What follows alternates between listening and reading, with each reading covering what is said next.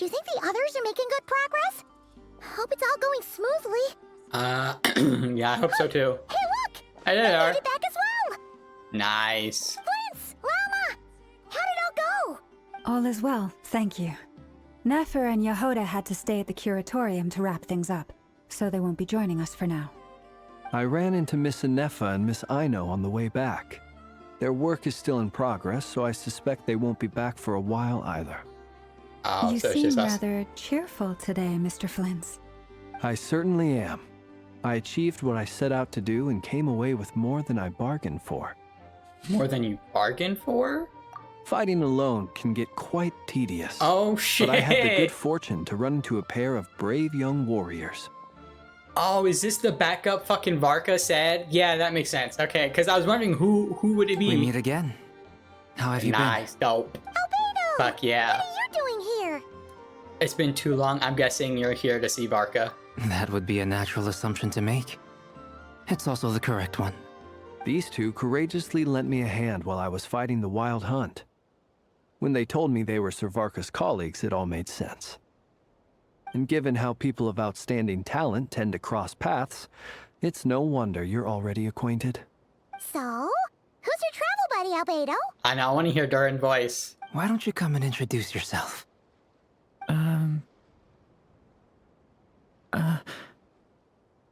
Yes. He looks so dope. A gentleman of few words, I see.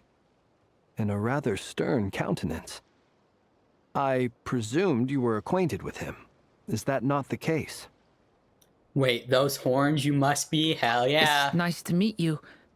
Again, we've technically met before. Wait a sec! You're Mini Durin! Not so many anymore. That's right. It's me. I'm glad to see you again. By the way, he says it's okay if you drop the mini. I bet. Yeah, I would imagine.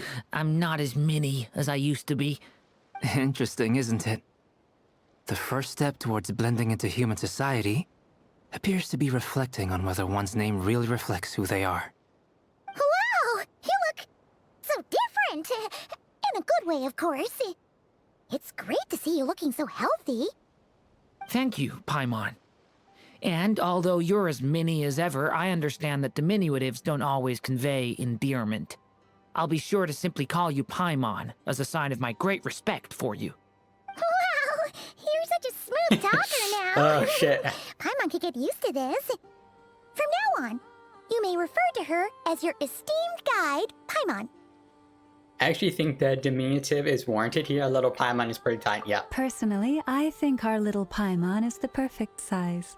When people call her Little Paimon, it's just because she's so adorable that they can't help themselves. I don't know If about that's that. not a sign of endearment, what is? You're absolutely right, Miss Lauma. My brother still has a long road ahead of him when it comes to understanding human relationships. Anyway, speaking of long journeys, didn't Columbina, leave with you? How Oh, come yeah. she isn't back yet? Yeah, same with Alikino. Yeah, that makes sense. Yeah, that's a good point. I didn't even... She's been catching up Think with about old it. friends. Wouldn't be surprised if she stopped for a cup of tea or 10 on the way back. Uh-oh. People are talking about me. Hope it's nothing negative. fucking call me talking shit. Seems like she's much better spirits after meeting her old colleagues. Judging from your expressions, I'm guessing it all went well? Yes. It's getting crowded here. I'll go grab some chairs. No need. This is a job for an alchemist. I'll whip some up momentarily. Thank you for your hospitality, ladies and gentlemen, but I was merely escorting my friends back. Oh, is she gonna leave? I'll be meeting Sandrone shortly, as we still have some things to discuss. It's been a pleasure, everyone. But this is where I'll say goodbye. We really appreciate your help. Thanks for standing by us. Oh, come on. Spare the formalities. I'm just glad I could help out some true friends. I understand. Well, bye for now, Harlequino. Oh, this place is hopping. It's probably a good thing one of us left. Otherwise, we might not fit all these people in. Yeah, that's a... Yeah. Are you saying we're about to run out of chairs? As a matter of fact, I am. Come on in and see for yourself. Wait, what? Don't tell me he got more, like, reinforcements.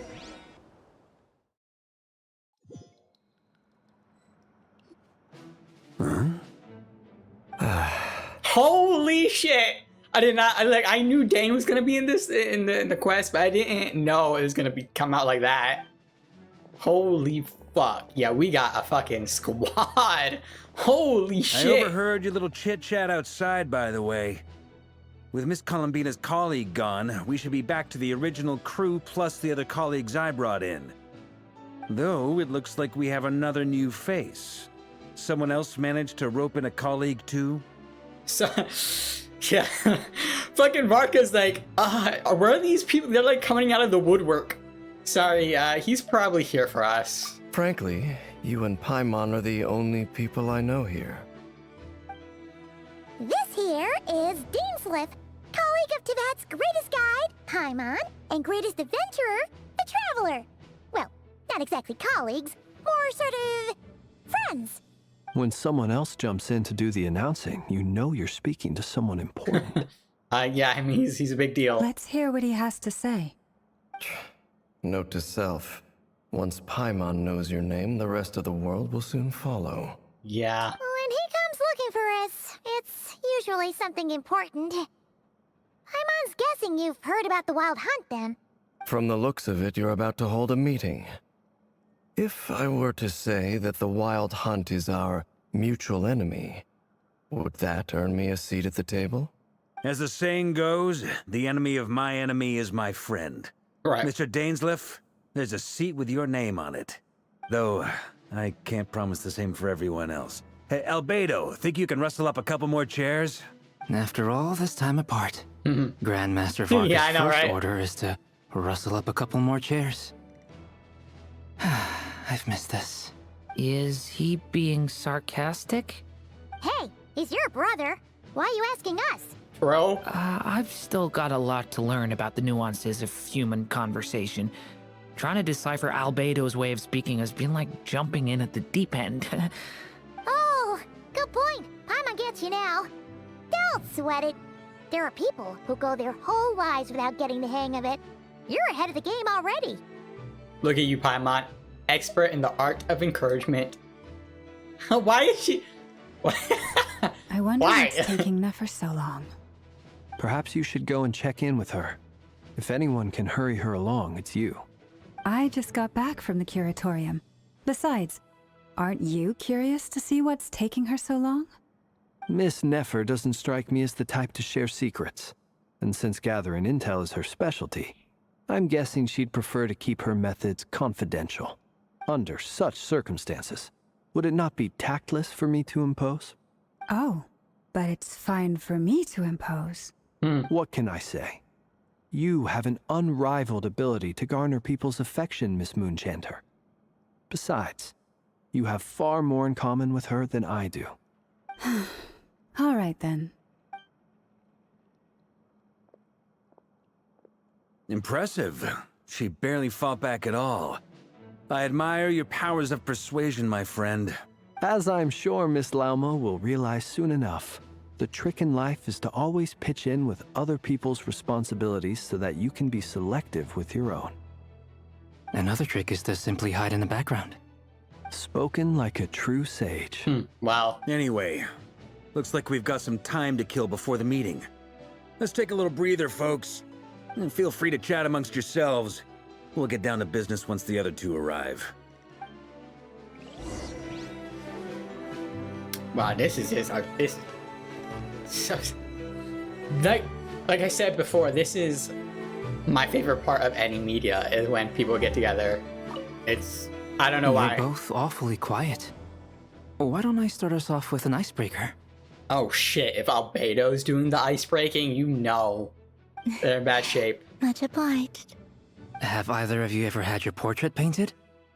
If not, I'd be glad to help. That sounds like a lovely idea. You know how to paint, then? I dabble occasionally. Occasionally, he says, "Yeah, okay, sure." He's an excellent painter. Yeah. Tables, chairs, people, dragons, you name it. He'll paint it for you. I'm flattered. If I ever get the chance, I'd like to give it a try myself.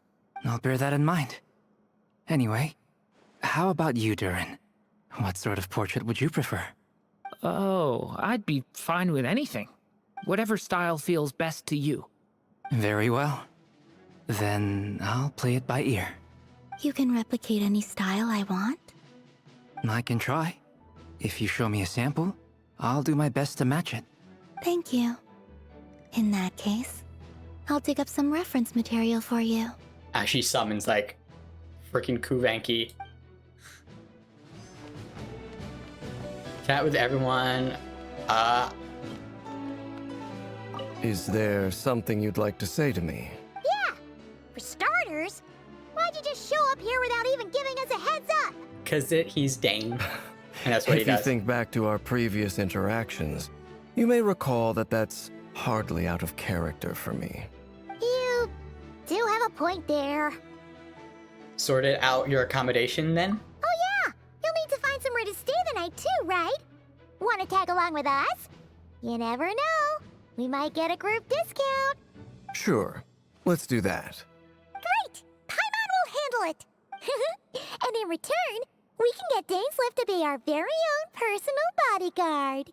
Paimon, you're thinking out loud again. If that's what you had in mind, you should have said so sooner. I'd be happy to help. He seems more Oh, okay forthcoming, and I don't know then. I why. was only kidding, but good to know. Anyway, since we're all here together, we might as well watch each other's backs. That's just what friends do, right? Indeed. Thank you.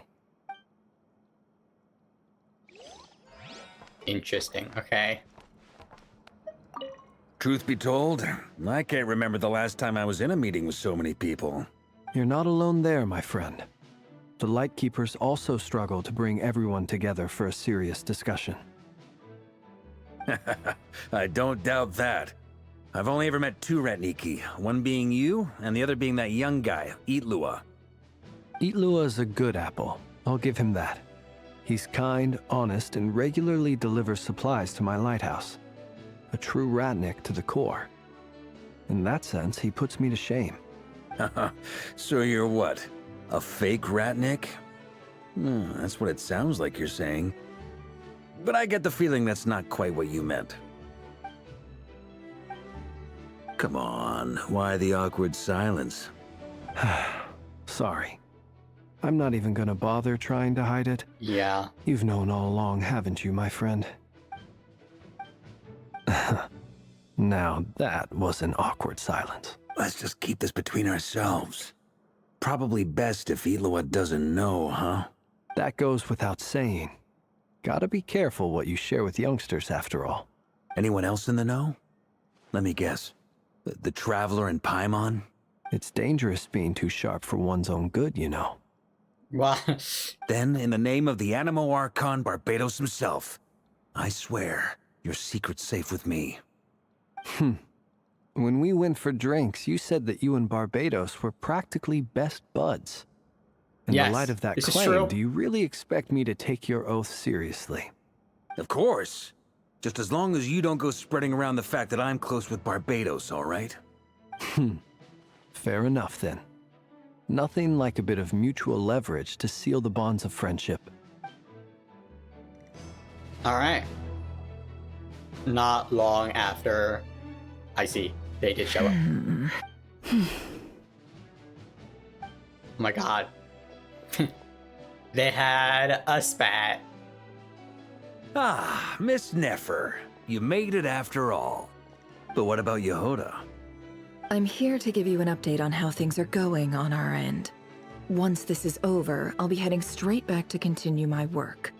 I left Yehoda back at the Curatorium to watch over things while I'm gone. Huh. So much for just this once. Shh! Not so loud! We're on a roll here. What if she remembers and suddenly Yeah. decides to back out? I mean, she knows, but Did you say something, Mr. Varka? Huh? I didn't say anything. Right, Flints? Wow, he just grabbed. Okay, great. Must have been a frog. They get so noisy around here at nighttime. It's like they're putting on a concert in the background. Anyway, before we begin, there's a Fucking few people. introductions to make. Let me start by saying that it's an honor to be speaking before so many distinguished colleagues and collaborators. First up, we have Miss Lauma. As Moon Chanter, she's the leader of the Frost Moon Scions, a local religious community in Nodcry. Then there's Miss Nefer, boss of the Curatorium of Secrets, an intel gatherer extraordinaire. Nefer is leading the investigation into Rerer's background, assisted by Yehoda and Lauma. From the little I've heard, they're making some great progress. Over here, we have Mr. Flintz, a Ratnik and guardian of the abandoned lighthouse. In our last operation, he courageously distracted the Wild Hunt to buy time for the rest of us. For those of you who've never met, this is Mr. Albedo, a renowned alchemist and captain of the Knights of Favonius investigation team. By his side is a new face for us all, myself included, Mr. Durin, who has come to lend his aid. Next up, we have the Moon Maiden and former Fatui Harbinger, Miss Columbina.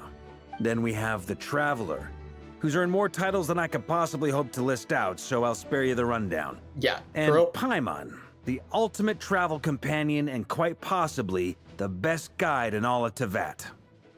Wow! That's a lot of people! Great turnout! Miss Nefer, it looks like you might have another job coming your way, so, congratulations on the booming business, I guess.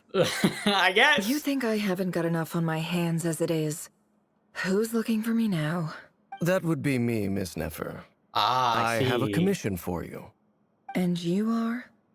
Who I am doesn't matter right now. What does matter is that I'd like you to gather more intelligence about the Recher of Solnari. Well, it's not as if we never take on anonymous commissions. But in your case, I'll have to decline. I'm gonna take a wild guess and say your job's probably more hassle than it's worth. Something about you seems like bad news. That's good intuition. Yes, It's probably. my eyes, isn't it? Conrian, I assume. And what's with the mask? Are you trying to hide your identity? In any case, the fact that you're even still alive raises an awful lot of questions for me. My name is Dainsleif. And yes, I am from Conria. As I'm sure you're aware, the Recher of Solnari's real name is Rerir. He was once an acquaintance of mine. Yeah, Really? like Then you must friends. have been quite an influential figure yourself. You flatter me, but none of that matters anymore. My point was simply to clarify why I have asked Miss Nefer to investigate Rerir's background. So you're both from Conria, and it sounds like you used to be friends? What am I missing here? Surely you already know how he became one of the Five Sinners. I'll tell you Tell everything us. I know. Oh shit. The history of Conria, Oh, the names fuck. and identities of the Five Sinners.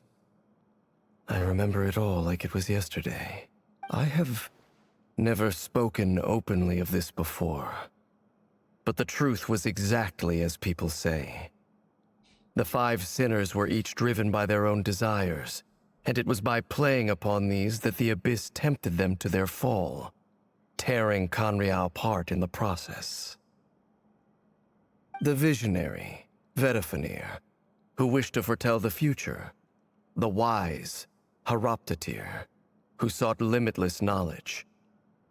Gold, Rhindaughter, who desired to create life. The foul, Surtologi, who pursued supreme strength. And last, but not least, Recher of Solnari, Rerir, Ravager of the Moon. Of the five, Rerir is the only one who remains a mystery to me. He never harbored grand ambitions. So what changed in the space of a single night? How did he come to fall like the others? In other words, you're saying that his change came as a shock to you, and you have no idea what actually happened? That's right. You mentioned how the I don't Abyss know. tempted them, which led to their fall. But what did that look like in practice? And what other context can you give me about the events of that time? The more detail you can give me, the better. Strangely, now that it comes to it, I hardly know where to begin. The fateful night took place during the era of the Eclipse Dynasty. One day, my elder brother, the visionary, Vedifenir, was summoned to the palace by the Vinster King, only for the king to gouge out his eyes and cast him into the dungeons. Why? When I came to hear of this, my fury knew no bounds. Yeah. I gathered together every ally I thought I had, and together, we set a night to storm the palace and free Ved. Centuries on, the memories of that night still haunt me, like a never-ending nightmare. We broke through the palace gates, just like we had planned, each striking towards our separate targets. But then, I was betrayed. Even Vedifenir, the very person I had come to rescue, abandoned me and partook of the Abyss's power. So, it's personal after all. Then tell me, Mr. Dainsleif, what price are you willing to pay? You, of all people, must know that nothing comes for free. I cannot say what price would be worthy of such a commission. But know this. Rerir was not always a madman. Believe it or not, there was a time when he was just an ordinary man, working for the Conrian Intelligence Service. Uncovering the truth of Rerir's past is the only way to unravel this mystery. But before you decide if you will accept my commission, I will tell you more about him. Enough, I hope, to help you plan your next move. Sounds pretty good to me. Feels like we just flagged down a random passerby, only to discover he's actually a master strategist who has a score to settle with our enemy. Must be all the good karma I've been building. Let's not say that, but who knew having a Conrian friend would come would come in this handy. Can I borrow your halo? It could be useful in the lighthouse. Hey, enough with the wisecracks! Besides, isn't that lamp of yours bright enough already? Relax. It was meant to be a compliment. If that was a little over the top for your liking, I'll make sure to tone it down next time. I'll give your proposal some serious thought, Mr. Dainsleif. Let's speak in private once the meeting is over. Before that, there's a few things I'd like to share. Oh shit, she speaks! You recount meeting the Knave and how the iridescent moon's marrow was retrieved from the Crimson Moon space. Make it clear that the Knave chose to help you of her own accord, then conclude by reporting how the hearts of the three moons are finally in your hands. Now that we've united the hearts of the three moons, your power should be greatly enhanced. But it seems like that hasn't happened yet. I believe it will take a little longer. You've done so much for me, so I want to be completely honest with you all. Even though I'm doing a lot better now, the truth is, my recovery will likely be an ongoing process. From the moment I was born, my power has been slowly ebbing away. And that is because Teyvat has never accepted me. Even with the moons united as one, it seems my rejection cannot be undone. So far, I have yet to find a solution. It may turn out to be a problem that will plague me until the day I finally leave this place behind. Even so, I will do everything in my power to help you drive out the Rayhir of Solnari. As Arlecchino put it, this is not about chasing the spoils of victory. It's just a gesture of heartfelt gratitude. Kutar. She seems a lot more energetic and positive than she did when we first met. Defeating the Rayhir of Solnari will be no easy task. While my strength slowly recovers, we'll also need to gather more intel. Naturally. We should take all the help we can get if we hope to defeat him. We've considered several viable plans now, But our choice hinges on the answers to a few key questions. Is it even possible to kill Rerir? What experiences shaped the person or monster he became? And what's he really after? Given Albedo's expertise in alchemy, I think we should leave him to try and answer the first of these questions. Understood. As for the other two, I'm afraid we'll have to count on you again, Miss Nefer. Believe me when I say it's not my wish to burden you. But right now, relying on your skills is our only option. So you're placing all your hopes on me, huh? We can't thank you enough for agreeing to help us. Honestly, I can hardly believe how lucky we are. You sure have a talent for changing your tune, Miss Moonchanter. Timid like Yehoda one moment, then flinches insincere flattery the next. Yep. She's a leader. Please. She's good at it. Please. I must object to your portrayal of me. That's all. Feel free to keep bickering. Just pretend I'm not here. Oh my god, really? Why? I almost don't want to leave this room. I'm curious to see how this plays out. I have faith in you, Miss Nefer. Something tells me you'll stand by us until the very end. Oh?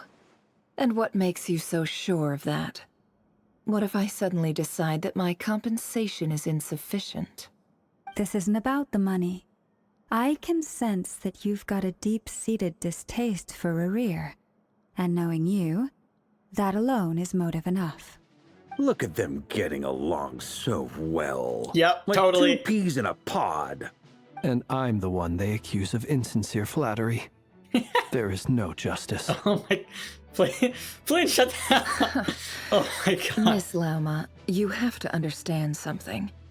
Unlike you, I don't actually enjoy having everyone's hopes on my shoulders. Is that right? Well, maybe the fact that I'm willing to put my hopes in other people says more about me than you. But the fact is, I also trust you. And that's because I know that you're someone we can count on. Anyway, we've got our plan, so let's get moving. Mr. Dainsleif, let's talk. And Traveler, once we're finished, if you've nothing else planned, I'd like you to come with me. This whole experience is teaching me a lot. For instance, I now know that when other issues come up in the future, I'll have far more luck getting Lauma to convince Miss Nefer than trying to do it myself. Yeah. Yeah, well. Hate to say it, friend, but that's one of the funniest things I've heard in a while. Why? You think I've got it wrong? Quite the opposite. But what makes it so hilarious is how long it's taken you to realize. Nefer and Dainsleif converse intently for quite some time. From the gravity of their expressions, you can tell how heavily the next stage of the plan weighs upon them both. After a short chat, Albedo and Durin hand off with Varka and what they describe as a sample finding mission. Lama steps out for a while, then comes back loaded up with emergency medicine. She tells you that while people rarely expect to get hurt, it's her duty to be ready when they do. Fair enough. You and Paimon wait patiently for Nefer, content to see how well everyone is working together. Once Nefer is finished, you follow her and Lama back to the curatorium. Alright.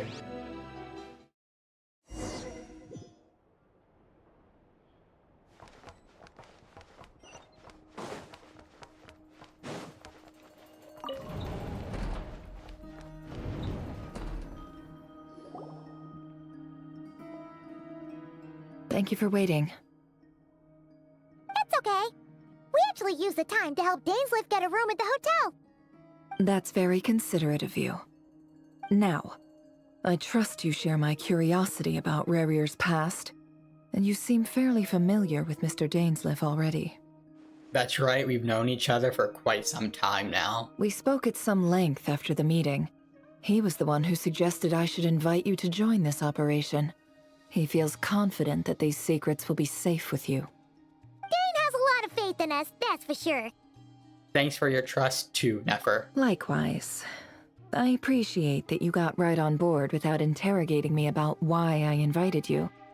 It shows that you trust me to explain everything in due course. That's because we know what you're capable of. We appreciate you too, Nefer. You might have been forced to help in the beginning, but this time, it was your choice. That's one way to put it. I Another don't know is if that makes her this, feel better. that once a decision's been made, it's set in stone. After that, my only goal is to see it through. Alright, so here's how it is. I'm going to access Rarir's thoughts again using my confidential method. Now, I'm sure you've seen things like this before on your travels, so you're surely well aware of how dangerous it can be. The reason I've gathered you all here is to ensure my safety during the proceedings. I plan for us to enter the fragment of his consciousness together, and once inside, I will focus on searching for information. Think of this as a diving expedition into someone's brain. If I'm the diver, you are my safety equipment, tasked with keeping me alive while I'm under the surface. Once the ceremony begins, we will all be spying on privileged information. But in the interests of safety, you must remain absolutely silent at all times. We will discuss our observations after the ceremony has concluded. Lastly, any individuals of a weaker constitution are advised not to partake in the ceremony. I figured Paimon would stay In back. any case, Paimon has her own job to do, which requires staying in the room but not joining the ceremony. Nefer conspicuously left out the details of her confidential method. I guess her brain diving techniques are a trade secret. Well, good luck, everyone. Sounds like all Paimon can do is cross her fingers and root for you guys. There's a little more to it than that. I was being serious when I said you have a job to do. While the rest of us are inside Rarir's mind, it's imperative that we have a team member on the outside. In the event that something goes wrong, you will be our first responder. Oh shit. I don't anticipate any issues, but the extra level of safety will be greatly appreciated. Are we gonna tell Paimon what she needs to do? I second that. This is a dangerous operation here, and you're our whole rescue team. That's pretty much the most important job in the crew. So, Paimon's like the lifeguard? Yeah, that makes sense. All right, got it. Good. Please, take a seat. We'll get started momentarily. And I was about to say, Paimon should probably not come with us anyway if we have to be absolutely silent. So, did Mr. Dainsliff tell you anything else? Because Paimon has a habit of saying things in an opportune time. He told me that he believes Rarir kept some big secrets in his life. He's not sure that they were the cause of his eventual downfall, but he's asked me to uncover what those secrets were all the same. But surely you're not planning to go through with this, no matter the cost. If you think that, you'd be overestimating me. I'm a businesswoman, not a mercenary. But I do have my own professional reasons for taking this job. You think I'd turn down the opportunity to get a first-hand glimpse into Conrian history? No chance. Well, Makes sense. as long as you don't let morbid curiosity get in the way of safety concerns, we're good. We'll do whatever we can to help you. You're such a killjoy. She's got incense, candles, almost feels like a summoning ritual. Seems like Nefer still has no intention of sharing her trade secrets, but now's not exactly the moment to pry. Yeah, let's let her do what she's doing. I see there's a chest set on the table. Could that have something to do with her intel gathering methods? Yeah, because the Traveler wasn't here when we went into Rarir's past the first time. All right, I'm good to go. Because it was Yehoda, Nefer, and Lalma. All set over here too. I'm ready as well. Promise, Paimon, you'll be extra careful. Alright, promise. All right. Let your whole body relax. We're about to begin. Close your eyes.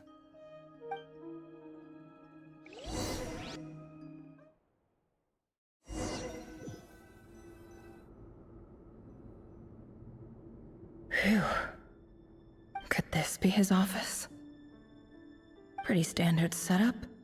Bookshelves, paperwork, files. According to Dainsliff, Rarier used to be an intelligence operative. Chances are there's plenty of top secret intel stashed away in this room. Is this where you keep your secrets, Rarier? Can't say I'm not looking forward to this. Alright, I get a jump now too. Sick. Bookshelves full of documents.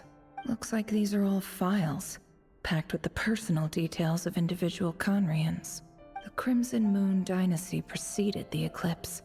Since Rarier worked as a secret agent during the latter, it stands to reason that he was tasked with purging remnants of the old dynasty. Yep. Lines up exactly with what Dainsliff told me. A lot. Holy. A file tucked inside a folder. The title reads, Dear Breakfast Shop Owner. It's a list of names, but at this stage I have no idea who any of them even are. And you don't have context either. Wonder what kind of encryption technique this is. Seems like it has to be inserted into that camouflage device nearby. Aha! It's an audio recording. Please, hear me out. I can't shake this feeling that someone's been spying on our house. No, I'm not being paranoid. It's true. I saw someone dressed in all black. It was a couple of days back, but that was on another street, not near my house. I swear, I know what I saw! There's a note in the margin. Surveillance of the run for their residence has concluded. We apprehended the target and filed the mission report last night. Could the voice in the recording belong to one of Rarier's targets? I'm assuming it's the targets of the Red Moon Dynasty, Crimson Moon Dynasty, whatever. Got one more. A box containing a ring inlaid with a precious gem. It's the wedding ring. Must be for his girlfriend. Yeah. Alright. Nope, okay. Just making sure. He looks even gloomier than last time. I wonder what's changed.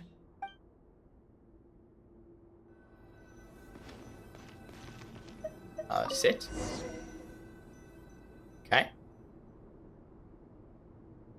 Today's files are in. Time to wade through them, just like usual. This is cool. That was a cool little transition. Male, 51. Occupation, cook.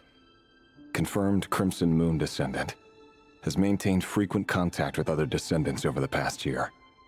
Poses a threat to the dynasty. Neutralized.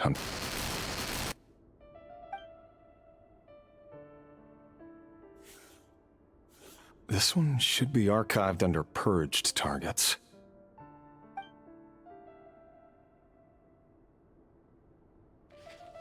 Female, 23. Occupation, office clerk. Confirmed Crimson Moon descendant. Has maintained frequent contact with other descendants over the past year. Poses a threat to the dynasty. Neutralized.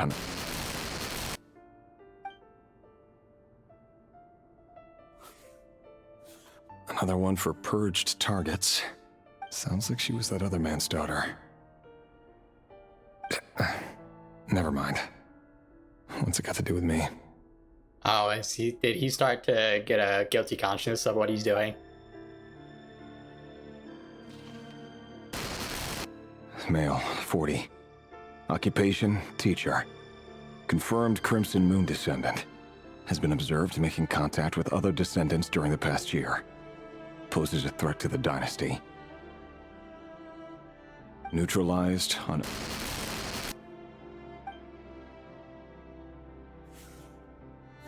Just another nobody for the archive. Come to think of it, I remember surveilling this man. A case like his never would have been considered a priority in the past. Huh.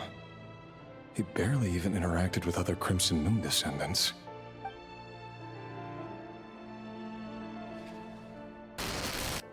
Female, 16. Occupation, none. Orphan and confirmed Crimson Moon descendant. Has been observed making contact with other descendants during the past year.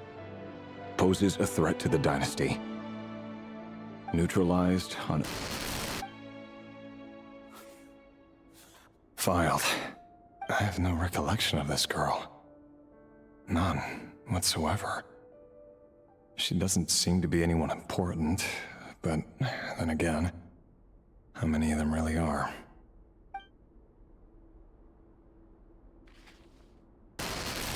Female, 13. Occupation, none.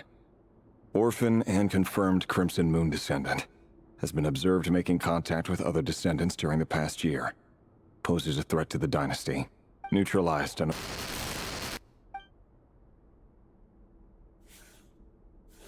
Filed. Oh, wow.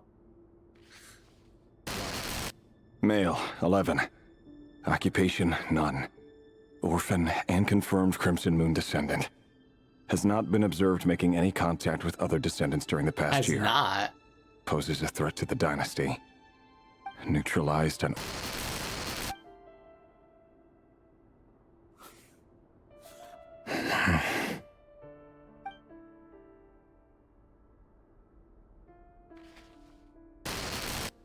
Male. 6. Occupation, none. Orphan and confirmed Crimson Moon descendant. Poses a threat to the dynasty. I don't know how a fucking 6-year-old would, but sure. It's funny, isn't it? Your job is becoming both harder and easier at the same time, depending on how you look at it. Sooner or later, the Crimson Moon descendants will be completely wiped out. But as their numbers dwindle, they become harder and harder to track down. That's not how it is. Fortunately, however, most of the able-bodied adults have already been taken care of. The remaining weaklings will be increasingly easy to deal with. No!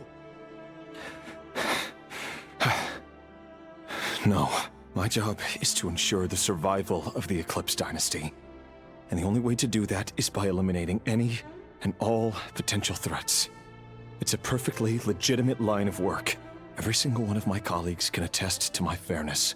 And if my friends were aware of the facts, I know they'd back me up too. Assuming, of course, that they were aware of all the facts. Yeah, I don't think they were. Look for Vettelfulnir.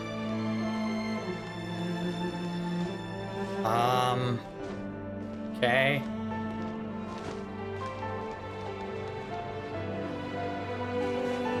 Higher up, I didn't see like...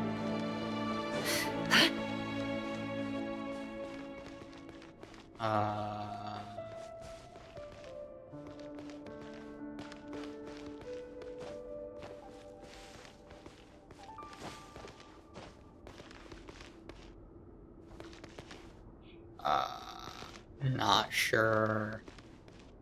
He looks even gloomier than Last time.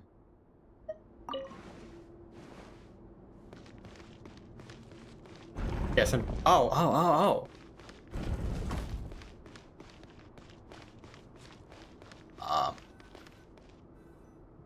Mr. Vettelfulnir? It's been quite some time since we last met. Rerir, I trust you're here because you have something important to discuss. Forgive me. I wasn't tuning out, it's just, I noticed you didn't even phrase that as a question. As if you knew I was coming.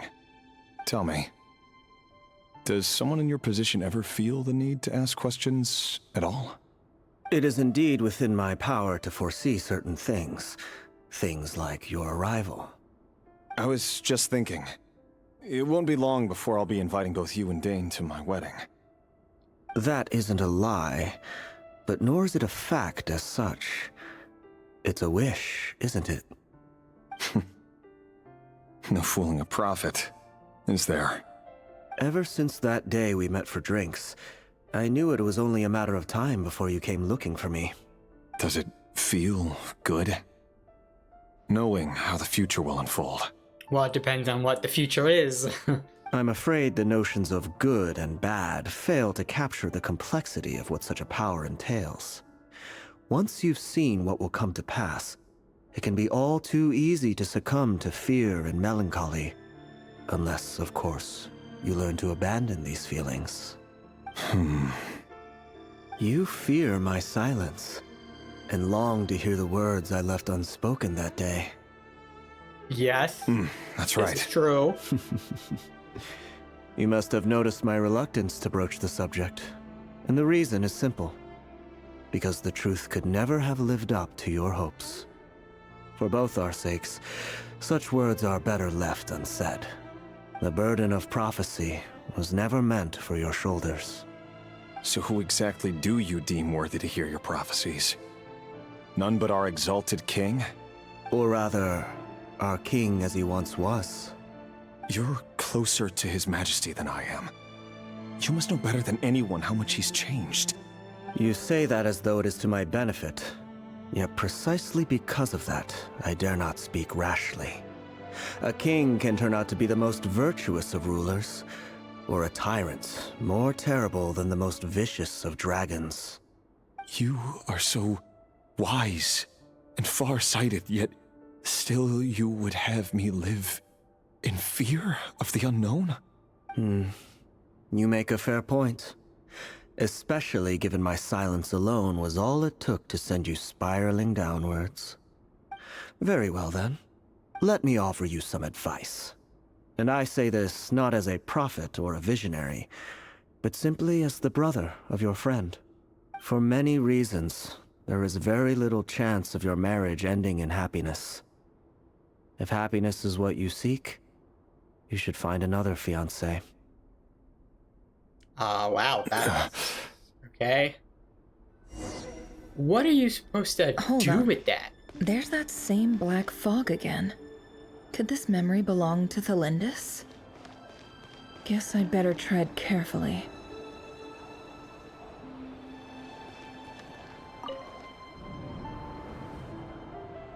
Wait. Hear me out. This time we finally got a clear look at his face. We get to see what and learned happened. his true identity. His name is Rayrir, and he claims to be one of the king's guards. What did you say? A cruel irony, isn't it? The man you're set to marry leads a double life as a brutal executioner. Why are you telling me all of this now? Simple. It's because I want you to kill him. You are the only person he would never suspect. No, absolutely not. I would never dream of doing such a despicable thing. So you'll just stand by and watch him slaughter us to the last. Do not forget that the blood of the Crimson Moon flows in your veins too. The blood of the Crimson Moon? What does that matter now? The dynasty has long been dead and gone. You think that alone is reason enough for me to throw away everything I have? Why wouldn't it be? You two were once a child of the Crimson Moon, just like me. Don't tell me you've never felt so much as a flicker of fury for the way we were trampled into the dust. As long as you promise to abandon this pipe dream of restoring your dynasty, I can try to persuade him. Or have him persuade the Vinster King. Persuade the Vinster King? Yeah, because at this point in time, the Vinster King is like fucking crazy. Do you even know why he's so obsessed with hunting us down? Why he keeps trying to force us to hand over our secrets? Over and over again? Or why we refuse to give up on restoring the dynasty? The Vinster King. A blind fool. His eyes clouded by powers from beyond this world. A petty little man with a miser's heart. And he dares to sit upon the throne? Mark my words. Sooner or later, Conria will fall. And it will be his doing. If you can't bring yourself to do it, so be it. Just you watch. It won't be long before calamity descends upon us all. Who would have thought that a kid The Rey was here right? of Solnari. That really is quite a secret you've been keeping from me, Rerir. But who am I to talk? Am I really any better? I've kept my own past a secret this whole time, too. Love should be built on honesty. But ours was born from lies. And yet, is it really so wrong to hide things that would only make life harder? If we don't cover up the parts that no one else should see, how can we go on pretending to be normal? Vedifulnir must have known all this. And that's why he made his prophecy. In the end, nothing stays hidden forever. But I won't just sit by and watch this disaster unfold. I'll do everything in my power to protect what I cannot afford to lose, no matter who I have to face.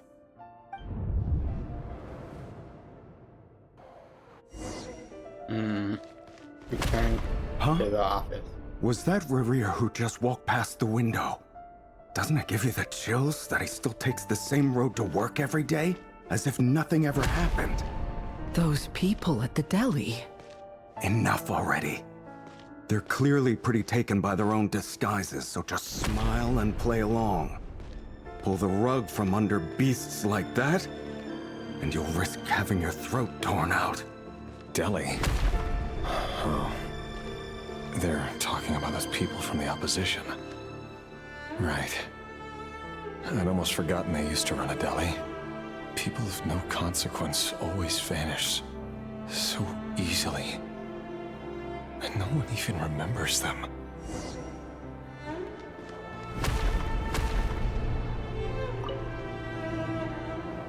But surely you can see he's not the man he pretends to be! So many have died already, and they say that the king's madness grows with each passing day. We're not going to survive this, are we? But why does it have to be this way? Do we really deserve to die just because of the blood that runs through our veins? Felindis, are you even listening?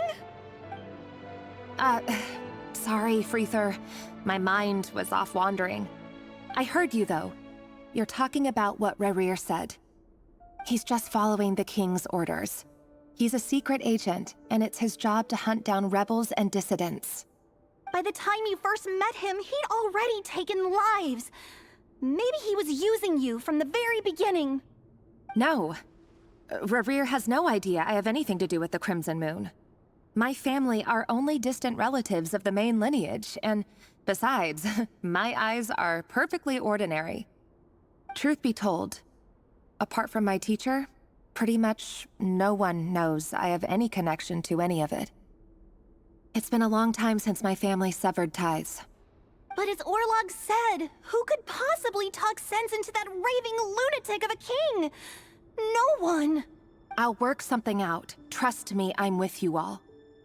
But for now, you need to keep yourselves hidden. Don't let anyone find you, anyone at all.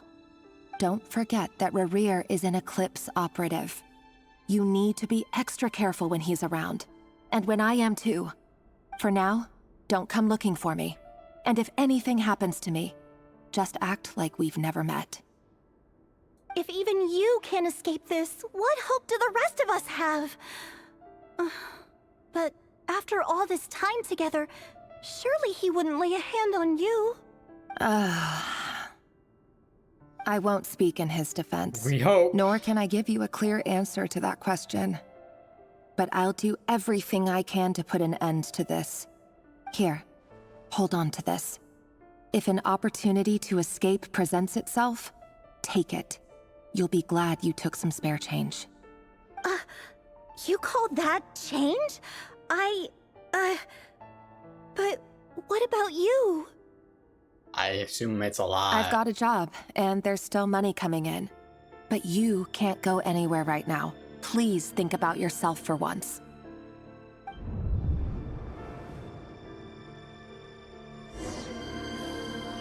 So she's gonna go and try and talk with the Finster King.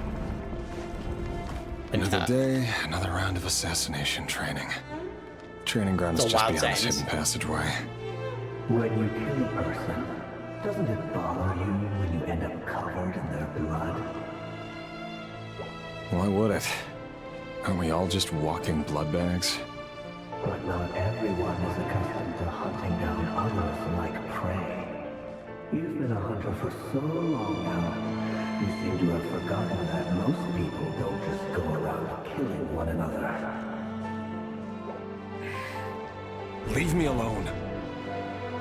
Yeah, who's the voice? I thought they were dead bodies. Begin training? Make sure you have a firm grip on the handle. Then choose your angle well. Keep your movements light and brisk. The prey won't sense a thing. I doubt that. I'll bet no one's ever died a quiet death at your hands. I work clean. No traces.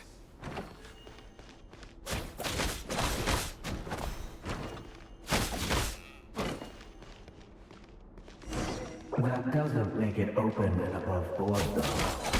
The king just happens to need you right now. But he doesn't. That won't happen. He's changed. Ever since he fell into the cell of that power. In the beginning, he only had to take out a handful of the guilty. But now... The ones I've dealt with have always been guilty. And I've carried out my work flawlessly.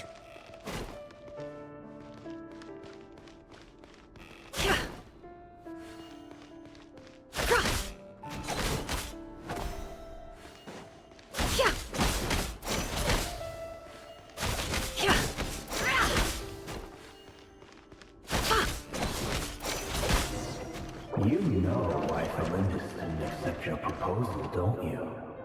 Was it because she didn't trust you? Or something else? No! What?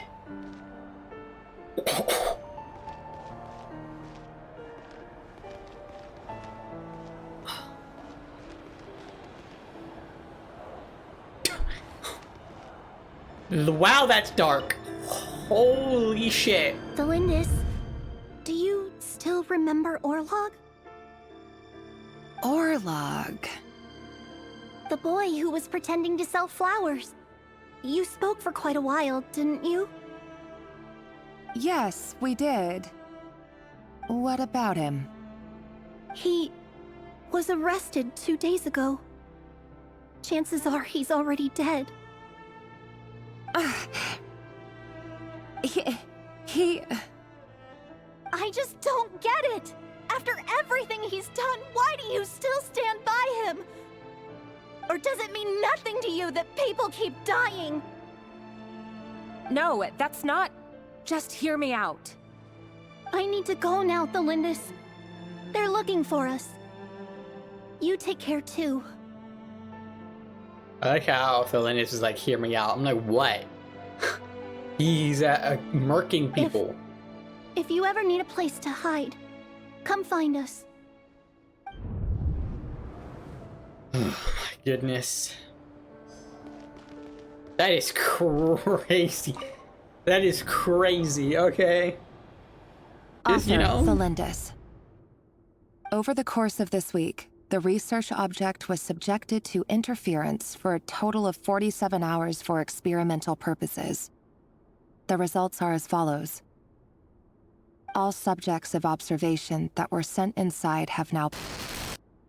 The situation within is proving more problematic than anticipated. No progress whatsoever. What now?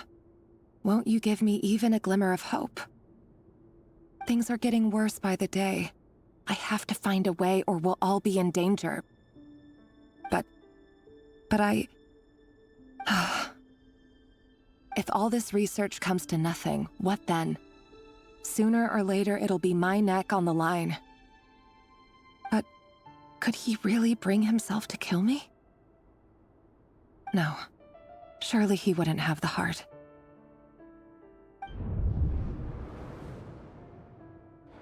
What is she trying to figure out?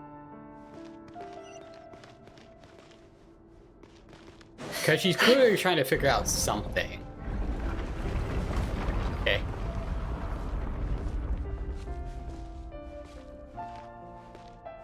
Why won't you just let us go? We don't even know each other. All we want is to live ordinary, peaceful lives. You want to live?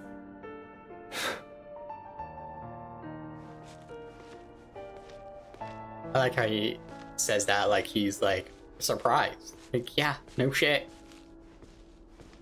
Yes. I just want to go on living. Is that really such an unforgivable crime?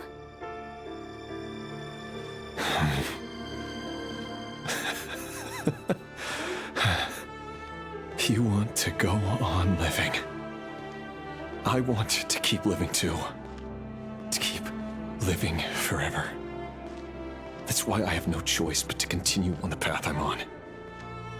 If only some savior would suddenly swoop down and change the way the world is. Too bad that's not going to happen. Imagine that. If there really were such a person, you and I wouldn't be standing here like this, would we?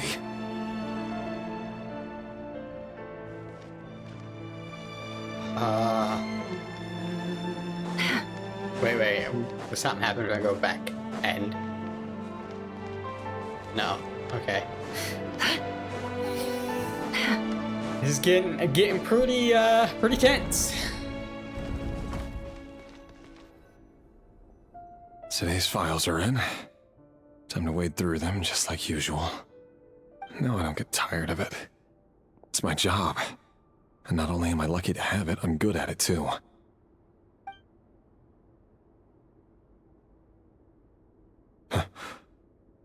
Wait. That's... Thalindis?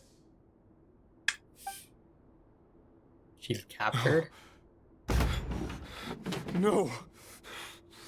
Why? But you bear no mark of the Crimson Moon. How could you possibly have anything to do with them? It cannot be. A diluted bloodline. Carefully concealed. I see it now. You've been living in the shadows just like me. What a fool I've been. Numbing myself with talk of justice. Even imagining my friends would back me up. But in the end, Irminsul. Finster King! How far are you going to take this? From the direct bloodline to secondary offshoots? And then what? Irminsul? What is that? Today it's the descendants of the Crimson Moon. Who will it be tomorrow? Will you not rest until everyone down here is dead? No. This cannot go on. This is where it ends.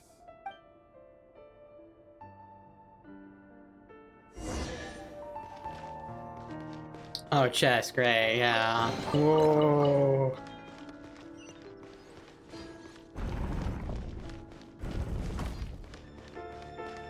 I like how they're like, yeah, I know you just watch some intense shit, but here's a chest. You're really letting me go? I am. As long as you can guarantee that no one will find you. Don't worry, I'll be extra careful. No one will know I was here. But what about you? Me? If you let me go, you won't be able to complete your mission, will you? Good point.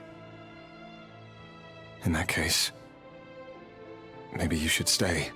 No, please! I just want to see the outside world again. To... Go on living? Yes. I know you're a man of your word. So please, just let me go. If I let you leave, what would become of me? Just kidding. Go, now. But remember, don't let anyone know you were caught. We'll be seeing each other again very soon if you do.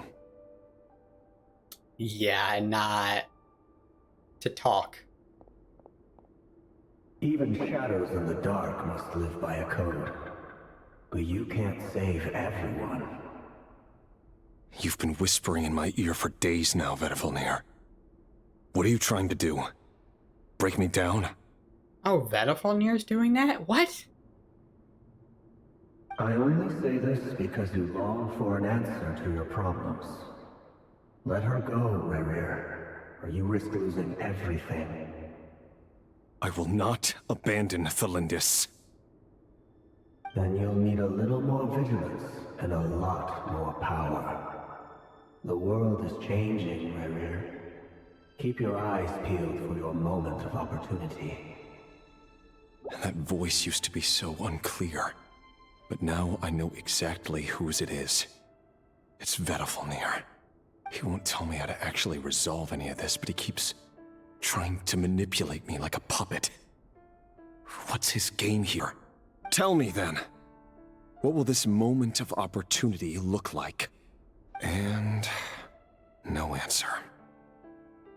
He's like a ghost. Always disturbing me when I'm on edge, but never answering when I need him most.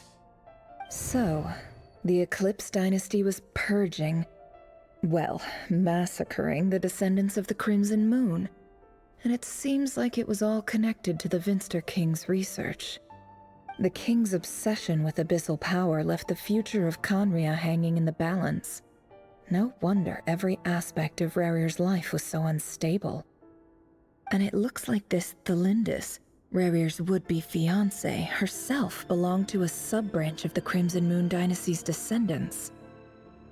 It almost defies belief that a couple like them could hide the truth from each other for so long. If the Vinster King hadn't intervened in such a drastic way, they might have gone on deceiving each other for the rest of their lives. And why does Vedifalnir, Dainslif's older brother, keep talking in Rerir's head? This guy kept more secrets than I ever imagined. The human mind is like a vast desert of shifting sands.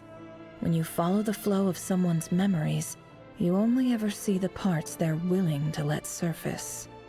Time for something a bit more creative. We've been inside Rerir's mind this whole time, building up a picture of his psyche. Yeah, it's not looking too good for his said psyche. There's already enough clues on the board to start reading between the lines and mapping out the rest. Now, we can finally begin to put the pieces together. Sure, it'll only be a reconstruction, part simulation, part reasoning, but it's usually pretty accurate. Once we've built up a cognitive profile, we just need to cross-check the logic behind his actions. And then we'll be able to take a sneak peek at whatever it is that Rerir has really been hiding. Interesting, okay.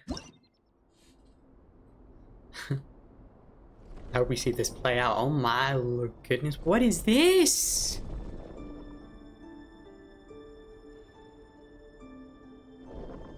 Rerir, are you there?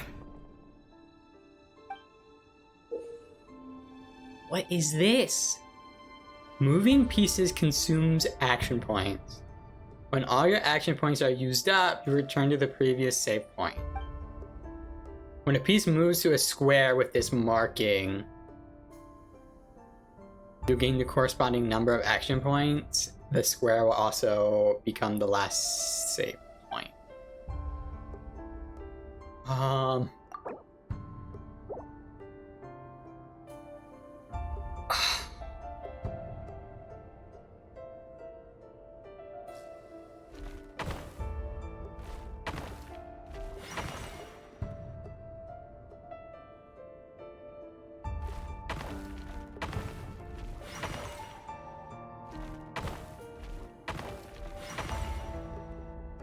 Hey, Rerir!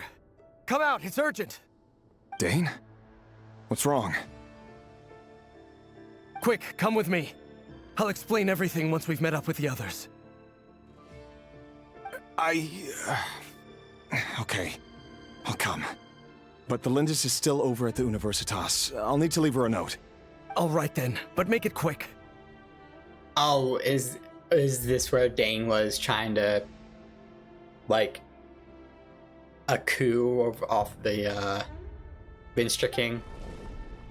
I've That's never what it seen sounds Dane like. so worked up before. Whatever this is, it must be big trouble.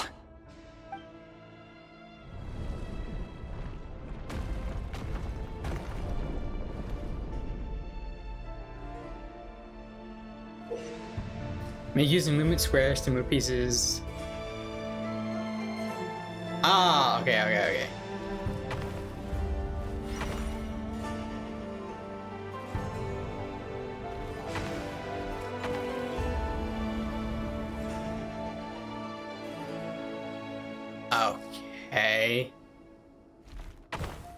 Good to know that I can't stop midway. Wish I could rotate the camera so I can see.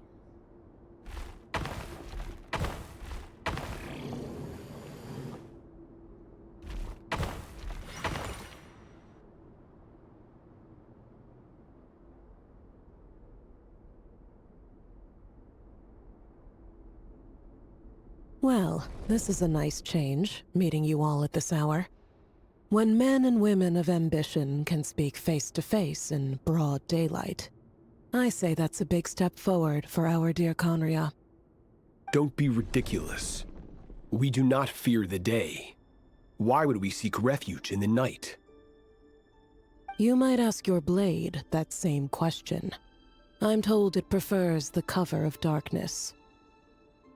The word on the street is that Sertologi only strikes when he has an unfair advantage. But that is patently false. I see you're missing an arm and a leg. Surely only a fair fight could explain that. If this is your way of offering me replacement limbs, believe me, I'll take them. Wow, okay. Oh, we can certainly discuss that. With bioalchemy, anything is possible. Assuming I have your full support in my research. Lunatic. Yeah, a little bit.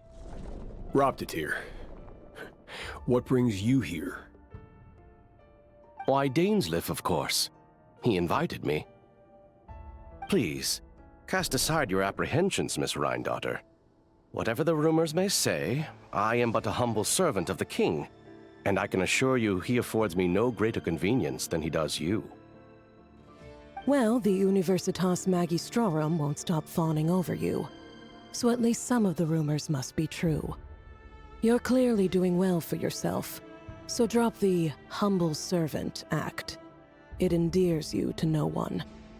You're president of the Universitas Magistrorum, the chief royal mage known as the Wise by royal appointment, and by far the most favored among the 4 pillars of Conria. Oh, so big deal. Vice President Veit doesn't even try to hide his envy when he sees you. My success is the product of hard work and good luck. It's as simple as that. Were the king not such an extremist, I hardly think I would have received a senior post at my age. Of course, no job is without its gripes. Serving a king like ours can be a challenging task, as I'm sure you can imagine. And as for Efterveit, in missing out on the presidency, he's dodged a mountain of stress. Like everything else in life, it comes with pros and cons. You're all here. I apologize for the short notice, but it was an emergency.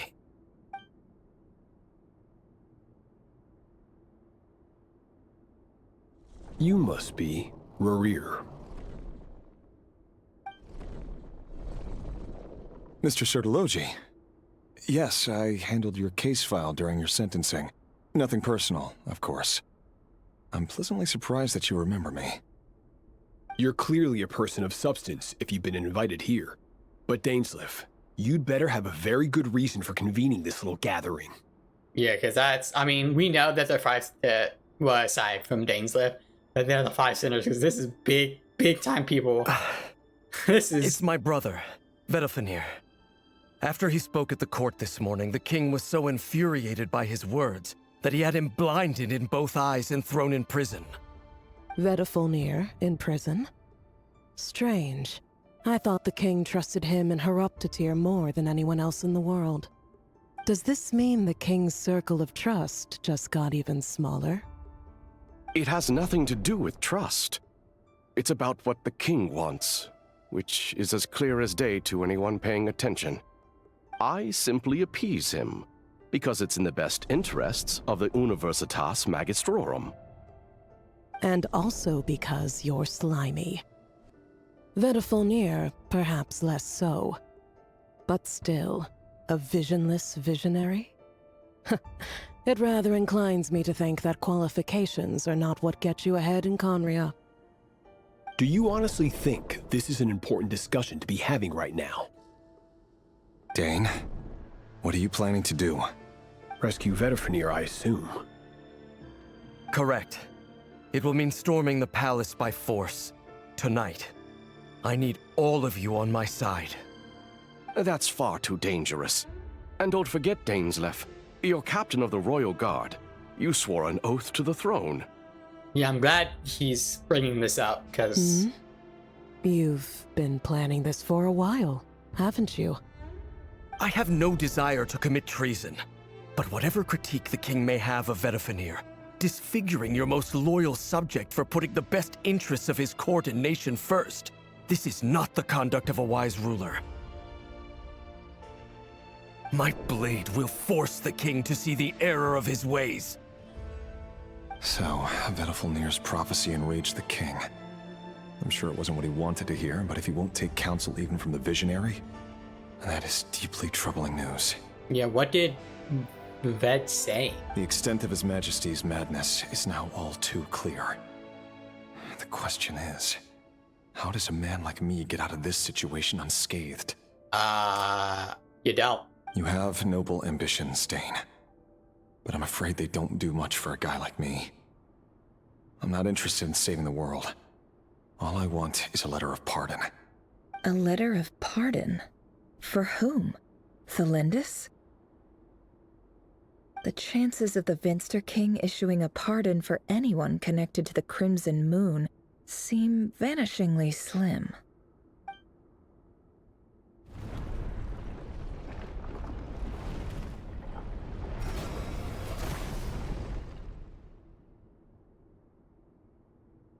This black fog over the board must have some connection to Thelindis. But why is it taking this form? Does it have something to do with Rerir's past? Another mystery I'll need to unravel. Let's hop to it then. Consume the marked number of action points to defeat your opponent's pieces. Your pieces will only attack when they have more action points than needed. Okay.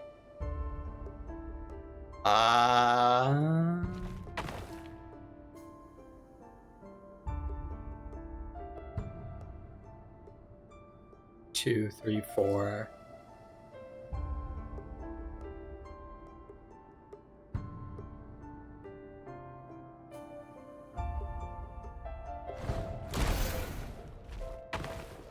Oh, it does. Oh, yeah, I see 2 and 4. Okay, so it does take. Okay. Shit.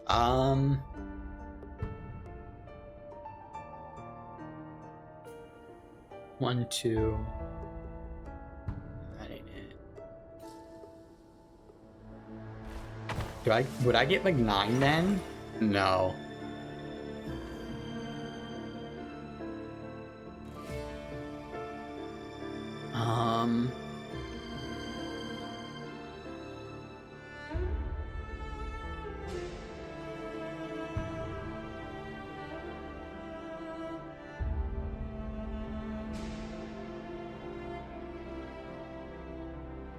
One.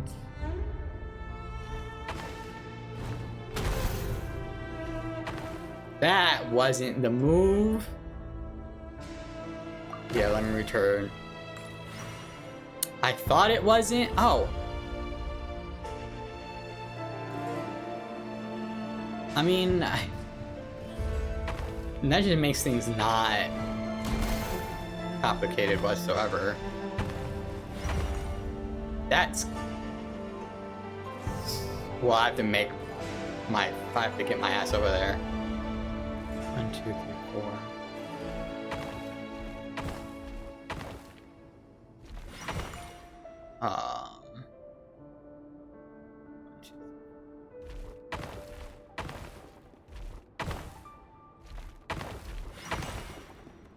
Okay. No! This angle fucked me up. So I wish I could rotate so that won't happen. Author Thelindis. Over the course of this week, the research object was subjected to interference for a total of 60 hours for experimental purposes. The results are as follows. Research dating back to the Crimson Moon dynasty has established 2 points regarding moon marrow. Firstly, its origins have something to do with a god's power. Secondly, it serves as a portal to an as-yet indeterminate location. Moon marrow can thus be defined as a spatial gateway. However, there are a number of hurdles to overcome before we can answer the question of where it leads to. To start with, opening the gateway requires a specific power source, which the relevant literature indicates. An enormous amount of power is then required to keep the gate open. Currently, the total power output of our instruments remains in the single digits. To make matters worse, I am now the only staff member remaining in the Moon Marrow lab. The Universitas Magistrorum recently decided to move most of its personnel into abyssal energy research, which has stymied all Crimson Moon-related projects. This is not a wise move. I have always maintained that placing all our hopes in a single source of power is risky, especially one as poorly understood as this. As well as making ourselves overly reliant on a single resource, we are neglecting other promising technologies. I apologize if this comes across as disrespectful, but as a Moon Marrow researcher, I desperately want to see the world beyond the gateway. If we really made it there one day, what would we find? And how would we go about taming the unknown? My imagination is endlessly fueled by questions such as these.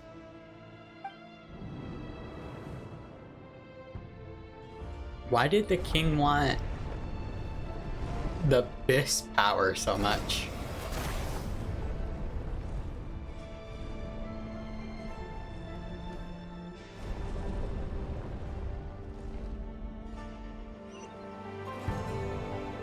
Examine the other dark fog. Okay.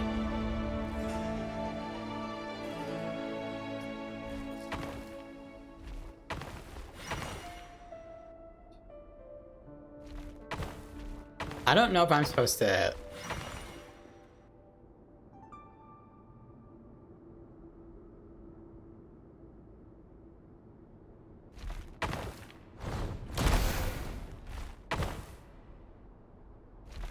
Here.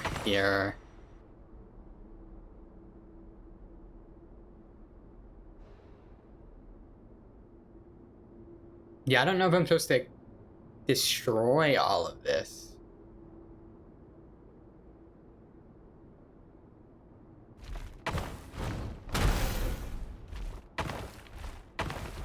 Back over here.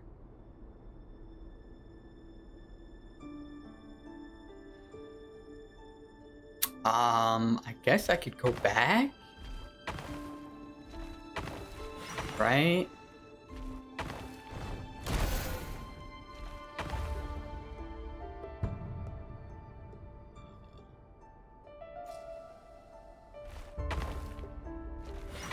I mean, I guess I'll just...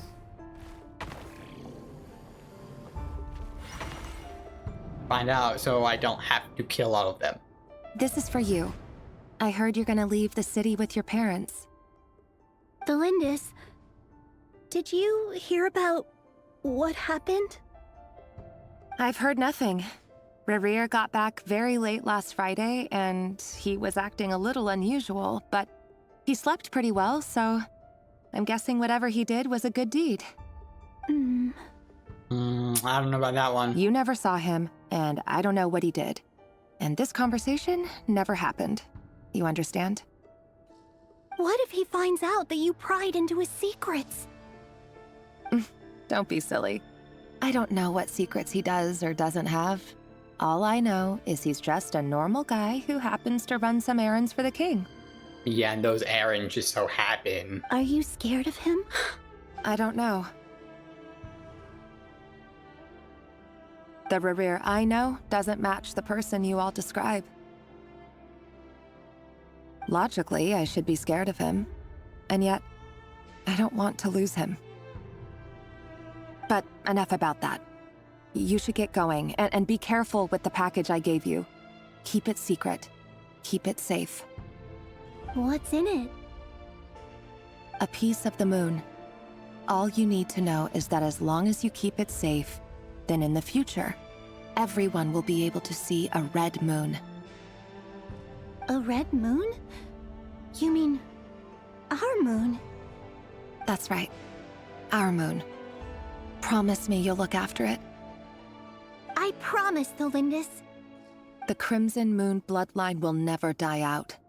Its light, the color of blood, will become like a fire that flows in our veins. Wow, it's funny enough you say that. No matter how long it takes.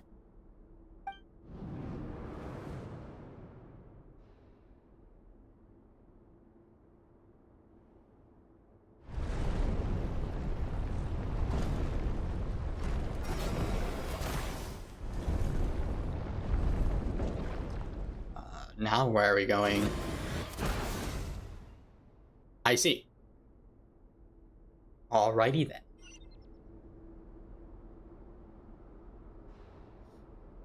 I don't even know.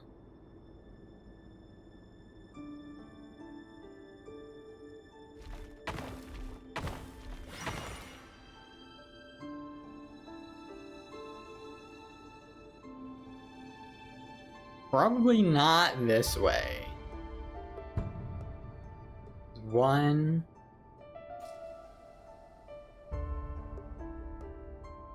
Yeah. Oh, it's not that way. Okay, I guess I'm going back around.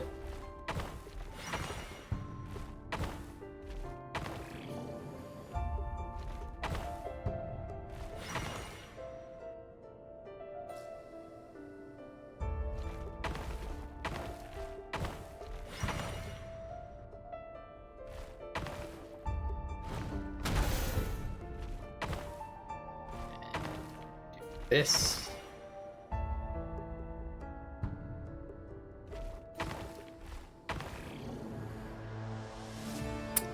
That's... Yeah. Let me go back. That's not exactly...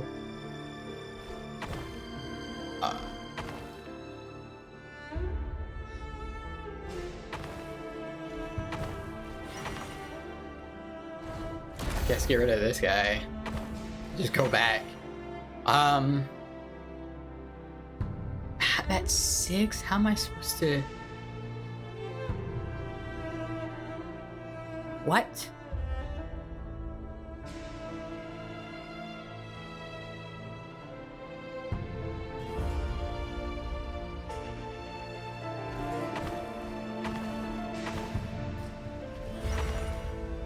How am I supposed to get... Hurry, everyone, and Okay. stick to the plan. I'm about to say. Sir Dainsleif, what are you? Is this treason? You know what happens to those who betray the throne. Please, don't do this! It is the king himself who has betrayed the throne. He has betrayed all of Conria. If you have any love left for justice in your heart, you should join me. It's showtime. Dane and his group will handle the troops in the palace. Then Hroptatyr and Rheindotter will disarm the security measures. My job is to enter the prison and rescue Vedifalnir. Stay safe. Wish me luck. Look after my brother. Draw your blade. It is time for justice to prevail. Oh shit, so Dane and Sir Taloji fought the kings and like guards and shit together.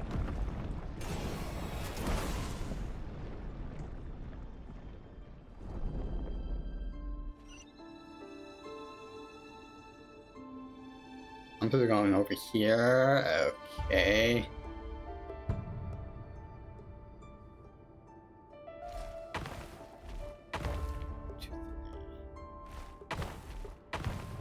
Here.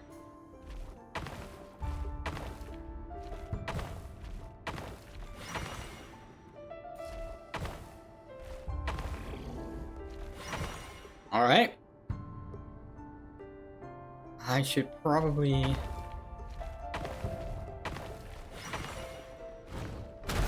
do this. Refresh.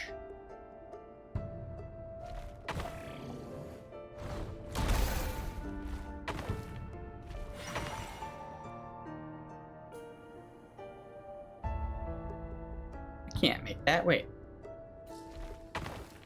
Yeah, I can't make that.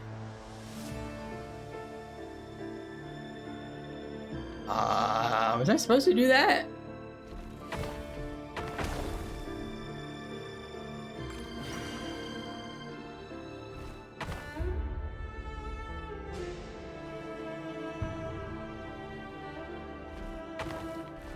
Okay.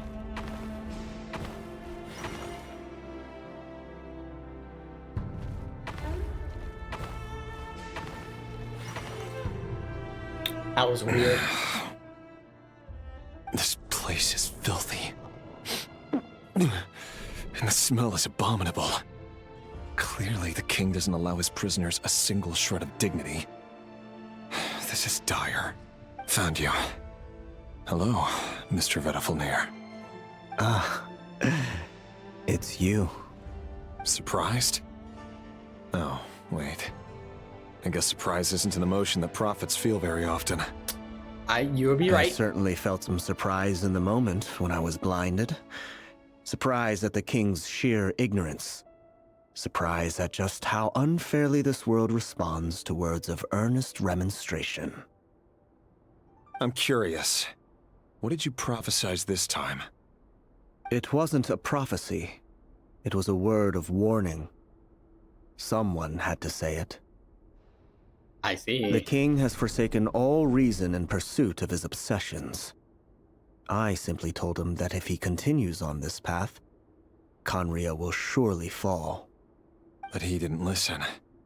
Worse still, he stabbed you in both eyes and locked you away. Dane asked for my help. The court is in complete chaos now, but I'm sure you predicted that. Everything is transpiring as I foresaw, yet I am powerless to change it. Fate is an immutable force. I can but lament as the inevitable unfolds. I do wonder whether giving a man the power to see the future does nothing more for him than slowly crush his spirit. Forgive my curtness, Vedifalnir, but the king did not suddenly turn on you today. His suspicions have been brewing for a long time. You can't have wisdom beyond the reach of your fellow man without attracting his fear and suspicion. There are things the king does not want to see. So, he doesn't want you having visions of them either. He blinded you because he thought this would make the visions stop. He wasn't entirely wrong. I did indeed lose my power to see the future. Right up until... Until what? Just now. I believe I saw something new. What? Well, tonight could go a lot of different ways. Yeah. 5 of us banded together to storm the palace, also we could rescue you. This will go down as the most tumultuous day in Khaenri'ah history. I sense hatred in you, but also hope. A desperate hope. that with the tyrant deposed, that will be the end of the story. But this is not the end. It is the beginning of a new chapter, in a whole new story. There are many men of honor and courage in this world, Rerir. But you are not one of them. You're not here for justice, are you? You're here for yourself. Is that a dagger? Interesting. Why not the polearm? It was always your weapon of choice. With your abilities, I don't doubt that you were able to recover some of your sight. But I also doubt that you want to make an enemy of me right now. Of course not. We're on the same side, aren't we? Are we? You've been giving him, like, visions or, like, voices to mess with him. We could be. But I need you to be honest with me, Vedafilnir. At this point, you're my only hope for the future. You mean your future? With your beloved, Thelindis? Yes. And I know there are bigger things at stake here. A dynasty, a nation, maybe the entire world. But forgive me, I care first and foremost about myself. Based. I can't abandon the one I love to save myself. I just can't do it. But you see a broader picture of the future than I. You see the solutions to the biggest problems of our age. So tell me, what is my solution? What's the answer? In matters of fate, answers are either right or wrong. What will be and what will not. Maybe you are willing to pay a certain price in the pursuit of happiness, but unfortunately, fate does not negotiate. That is the cruelest thing about fate. It is unmoved by your sacrifices. That can't be true. I know it's your voice that I keep hearing in my head, urging me to see how the world is changing, to seek more power, so I can protect the things I love. You show me disaster, but you won't show me how to avoid it? Why? Why are you doing all this? My voice. In your head.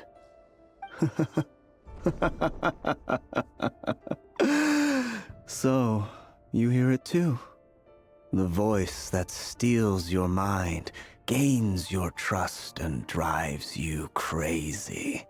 It turns out that we are not so different, you and I. Vedafilnir just broke into the strangest smile I've ever seen in my life, as if he'd discovered some monumental secret. But then he suddenly switched to looking extremely weary.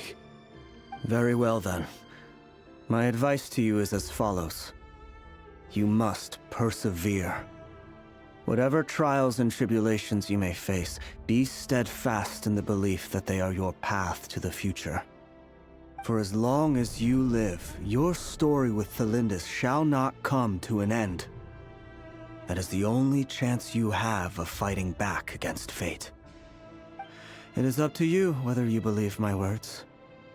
Regardless, that is all I will say on the matter. I have no right to intervene any further. I will hold you to your word. Thank you for setting me free. In return, I will tell you one more thing that you cannot afford to ignore. Just then, a strange wave of energy rippled through the city. We had no idea what it could mean. If I were you, I would head to the Universitas Magistrorum. The Universitas? Oh no! I'm sure we'll be seeing each other again very soon, Rerir. Whatever Vedafilnir said, I didn't catch it. I didn't even help him out of the prison. There was no time to lose. We'll meet again very soon. Interesting. Head to the university. Okay. Monsters? Oh shit. Is this Rheindarter's doing? Or the Universitas Magistrorum? You know? Out of my way! We're not sure. Because Ryan Daughter did make... The Universitas. That reminds me of a rumor I once heard. Allegedly, the king installed secret mechanisms in the palace and around the city. No one knows where they are or what kind of power they hold. But if they were ever going to activate, it would probably be on a night like tonight. Help! Help! Hold on! Don't let them anywhere near you! Save me! I can't! Ah!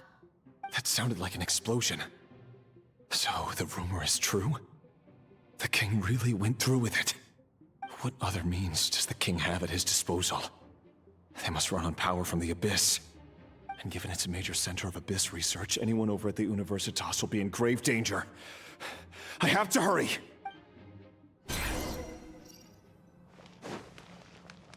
Okay. Becoming intense. Defeat the monsters. Okay.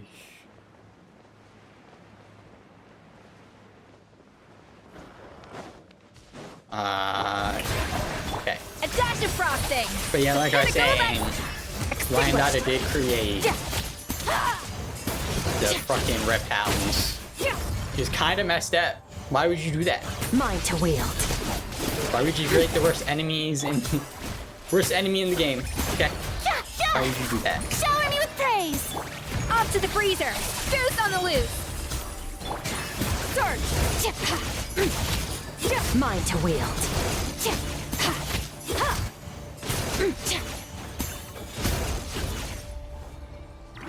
What? Blood jet collector. Strike a pose. The pinnacle of That's not excellence. what I wanted. It's fine though.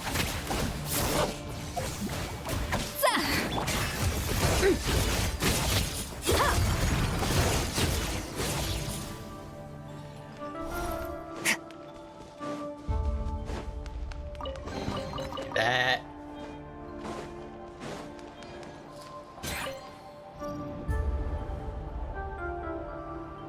Monsters at the Universitas Magistrorum?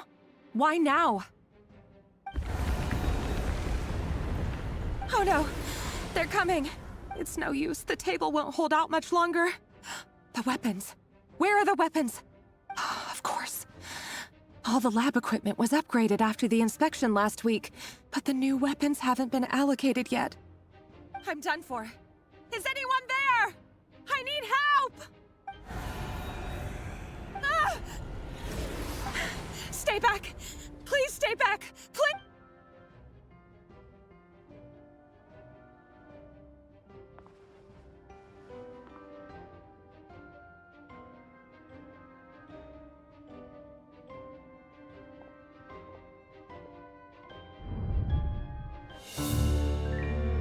What is happening?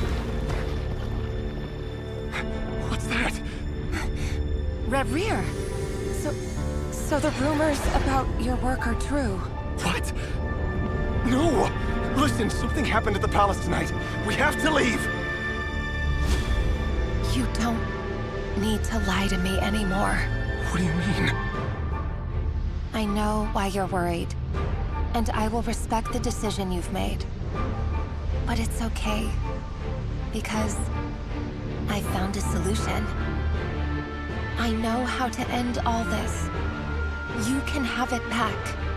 The normal life you so desire. But until then, I'm afraid our wedding will have to wait. Cylindus? No, don't do it! Cylindus! Cylindus!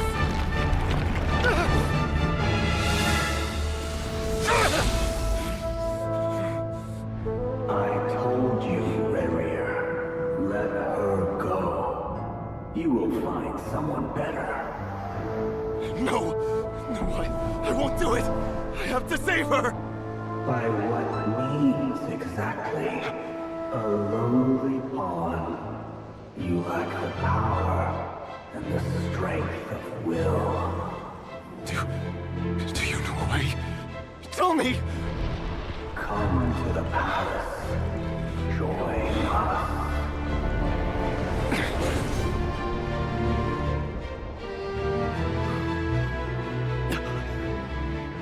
Rerir, thank goodness we... Step forth and take your share. You made it.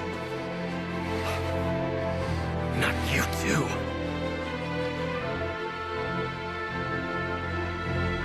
Hatred or grief, despair or desire. We all have our own.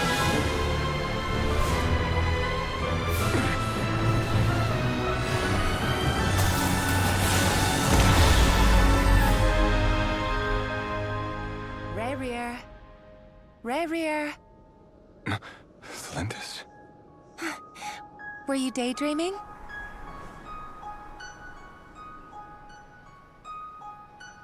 You still remember, Rerir? That question you asked me a couple of weeks ago? Oh. You mean the proposal? Yeah. I'm wondering, where do you think would be a good place to discuss it? Maybe in the garden?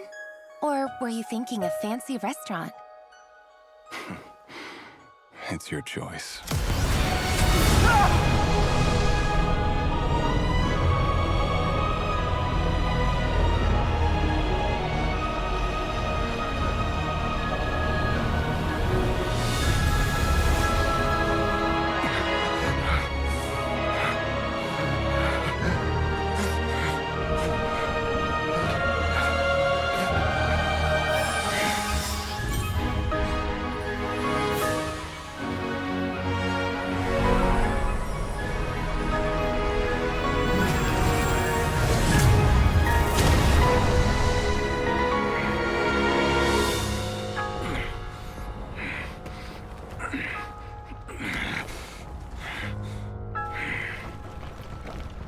I will find you.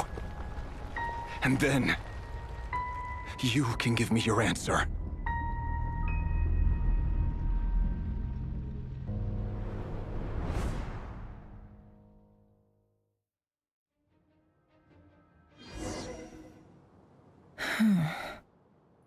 So, I don't know what exactly happened to her, but she was doing scientific experiments to figure out a way for Rerir have Rerir stop murdering, or Thelindis thought Rerir was worried that he had to kill Thelindis or herself because of the blood that she carries. So she found out a way, and that's whatever we just saw, the big like wormhole thingy.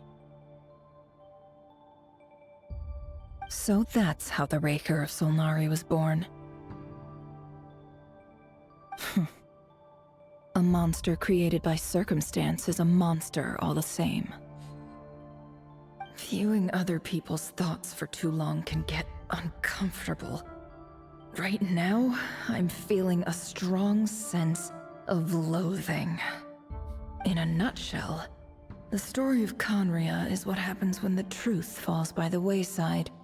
Everyone tells little white lies, and before long, you have a huge pack of lies that destroys everything. Time to get back.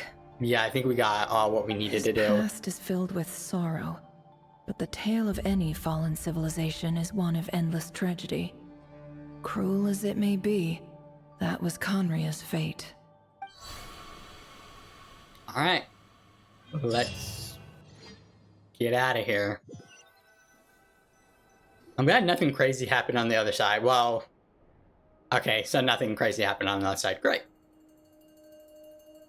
Everyone, I'm back. Can I get a standing ovation? Sure can. How are you holding up? Feeling okay? She's fine. Boss is a pro. Yes, I'm fine. You will have seen the events of Rerir's life through my thoughts. It's now clear that he is just a regular nobody, driven by personal tragedy, as he said himself. I mostly agree. There's only so much we can know about him from his memories alone, but they did give us a clear glimpse into his life in Conria. However, I would not consider Rerir to be a nobody. He was deeply involved in the events of that era. Yet, when the catastrophe of a generation strikes, nobody is safe. Sounds to me like you're speaking in riddles again. Is this you urging me not to abandon the people of Nodcry in their hour of need? Maybe. That's not what I meant. Although I do hope you choose to remain a part of the plan. Without you, the mission ahead will be all but impossible. Then try to remember that I respond better to the carrot than the stick. And I don't appreciate being bossed around. Now, as for you, Missy, you were excellent. You stuck to the rules of the ceremony and kept your mouth shut the entire time. Bravo. Cool!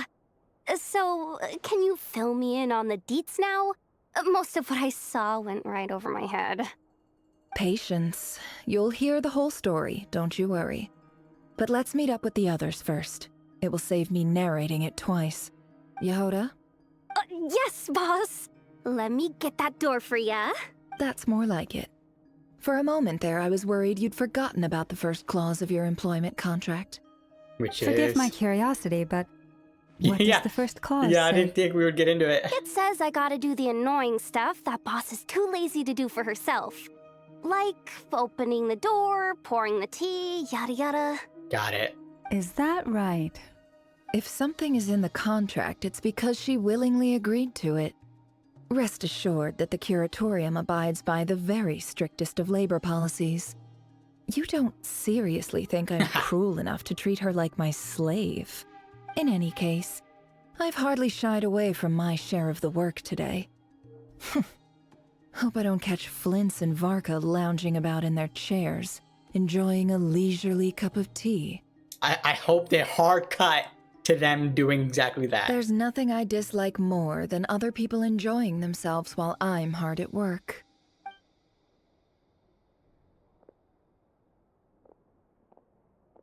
Oh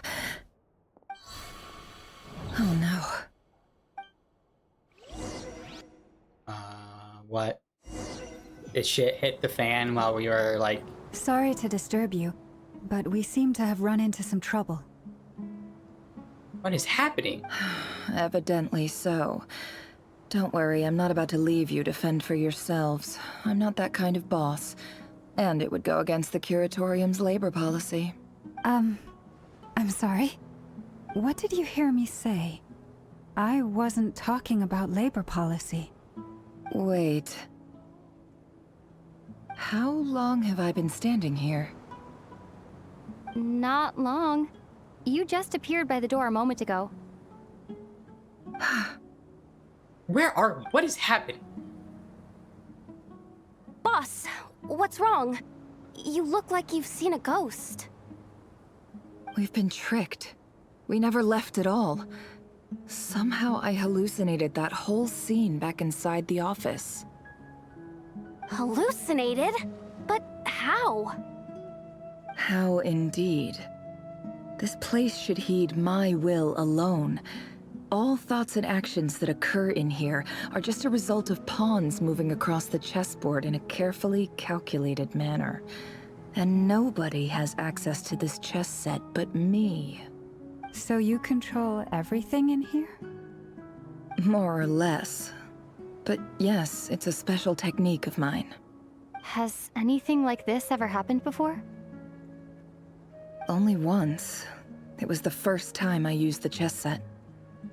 Is there any similarity between what happened then and what's happening now?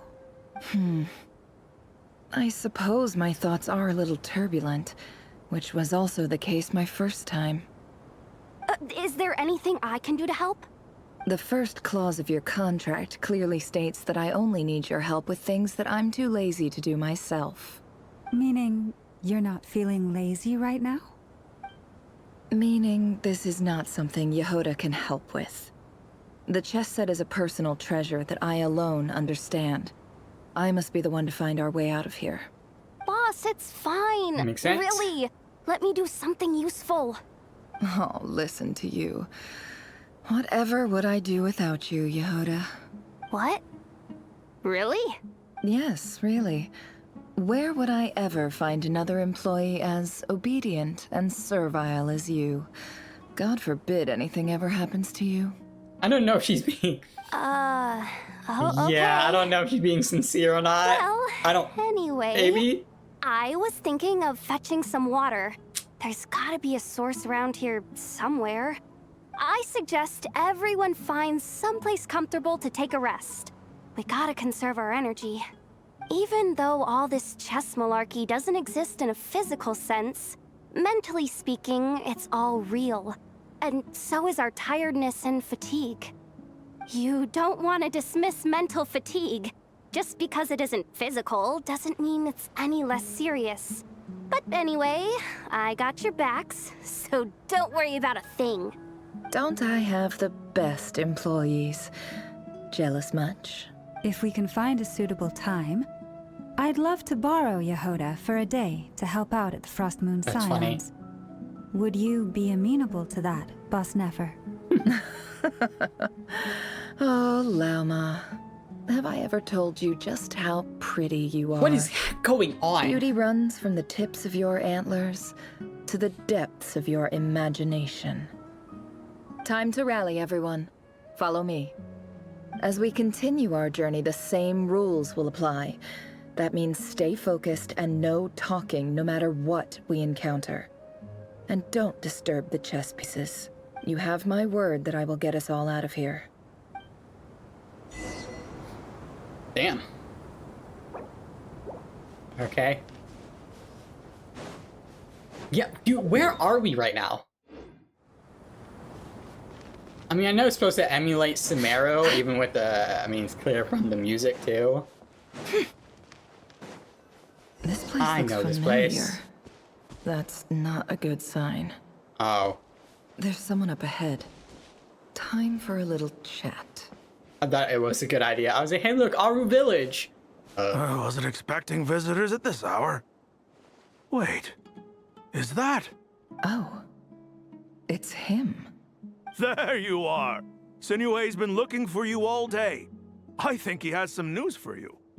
Oh yeah? What were you doing just now, Uncle Retinue? Hiding away some more loose change? I know I saw some Mora. What do you mean loose change? Oh, come on, I'm too old for this. Just pretend you saw nothing. Hmm.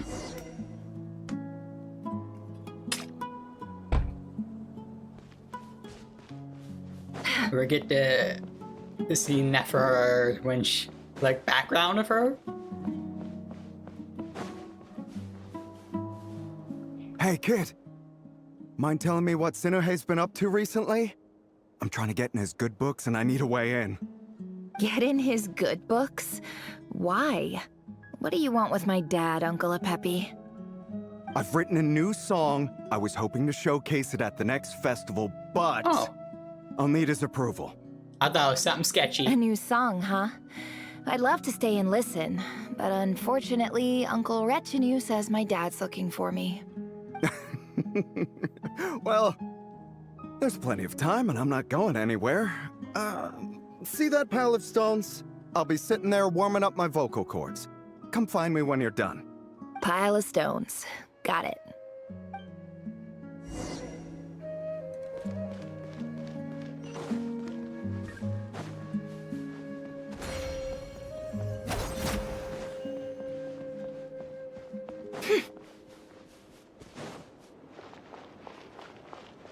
Hi, Dad. Uncle Retinue said you were looking for me. Ah, there's my little princess. If you'd gotten back just a little sooner, you could have shared the spoils of war with me. Spoils of war? Who were you fighting against, Dad? It was just a figure of speech. The aftermath of a sandstorm is no time to be waging war. I was talking about our war against thirst. I went out to fix our water supply problem, and now I'm back. Which means... We have a well again. That's right. I found a new one and brought back as much water as I could carry. It should last us for a good while. If it wasn't for these blasted sandstorms, our wells wouldn't be caving in. You wouldn't be spending all your time out searching for new water sources. Yeah, because that's eventually gonna dry up. As the chief of our tribe, I'm supposed to be leading us out of hardship and poverty, onto better things. You know how prosperous our ancestors were. I've told you all the stories. And look at us now, squeezed into these hovels. No one would choose this, if it wasn't for the endless wars over the years. But things are looking up. I started working with some folks from the academia a few months back. They gave me some contacts in return for my assistance in the desert. So you're the academia's helper now? Special ambassador, they call it. Think of it as a partnership. It's nothing bad, okay? We've been isolated here in the desert for too long. Seeking opportunities elsewhere is the best thing for us, and the fastest way to progress. So, do you get anything good out of being a special ambassador? This is when the academia were being dickheads, so I would imagine not really. Of course. My luck's improving all the time. One day, I swear I'm gonna lead us out of this place. We'll find somewhere new. Somewhere better.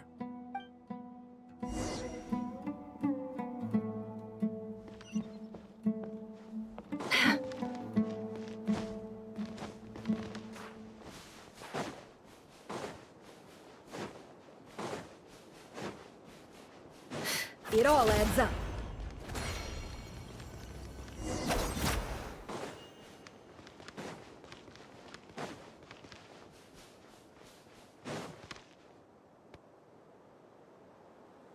That's our well, and you know it. You stole from us. Well, you've gone from chief to thief, and now you have to face the consequences. Did you really think you could take our water without permission and get away with it? You're either brave, stupid, or both. And that special ambassador act? Yeah, nice try. We spoke to the academia. They said it was all news to them. Why would he lie? You're a liar and a cheat! And he's... Yeah, he is... Wait, what? I heard Yehoda gasp, but I don't blame her. Most people are terrified by the sight of blood. Corpses strewn across the ground. The wounds are clearly from scimitars and daggers. The desert dwellers' weapons of choice. There's a handwritten note on the ground. Let's see what it says. Halil, this is Sinuhe, chief of the Shimti tribe. Surely you remember me. I was the one who helped you and your colleagues avoid the quicksand in the desert. This is my second time writing to you. I assume my last letter must have gotten lost in the mail, as I didn't receive a reply. I hope this one makes it to you safely. I'm writing to you because I need some help. That sandstorm the other day completely blocked up our well, forcing me to look for another water source in Iab and Unut territory. It was a matter of survival. Praise the gods. The well of the Iab tribe was intact. It was my last resort. I drew what water I could and left, but not without being spotted. I fear they will retaliate. You told me to write to you if I ever needed help. You said you'd be my ally in the academia. I urgently need you to formally recognize my title of Special Ambassador and send some of your people to assist me for a few days. It's the only way I can convince them that this was the academia's decision and prevent them from retaliating. This is an emergency. Please send help as soon as possible. Looks like this letter never got sent. The writer died a grisly death, and the letter was trampled into the ground. It's badly defaced. Some parts are barely legible. What a ridiculous lie the surviving Shimti tell. Their whole village was butchered over a sip of water. Yeah, that sucks. Yeah. Officer. I would lie to be Welcome honest. to our That's humble a village. crappy reason that I thought a you would at tribe would be least have wiped the out. courtesy to provide some respectable libations. This is the finest wine Aru village has to offer. I promise.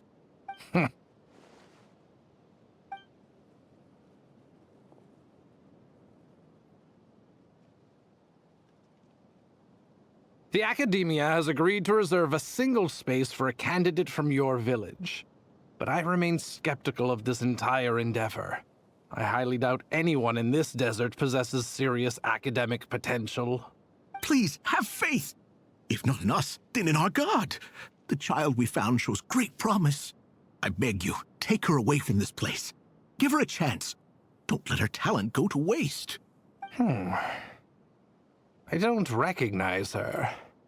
New arrival? She showed up here a few days ago, and we took her in. She's a really bright kid. Please help. I'm begging you. So, where are you from? Nowhere special. Just a sand dune. What about the rest of your family? How many of you are there? Just the one. It's only you? Correct. So, no brothers, no sisters, no mother or father? Nope, they were all slaughtered because of a sip of water. Any who have slept on a bed of sand, I call my brothers and my sisters. Apart from that, I have no family. All right. Get over here. Sign your name on the form.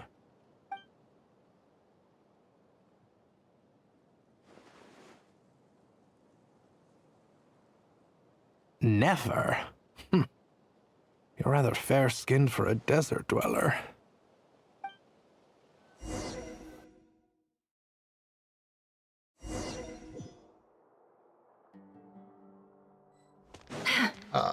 Talk to the advisor? What's gonna happen? I would imagine some fuckery. Nefer, this term's assignments have been issued already. Please read through the materials thoroughly, conduct your own additional research, and then write an essay on the topic. Yes, Professor, I'm aware.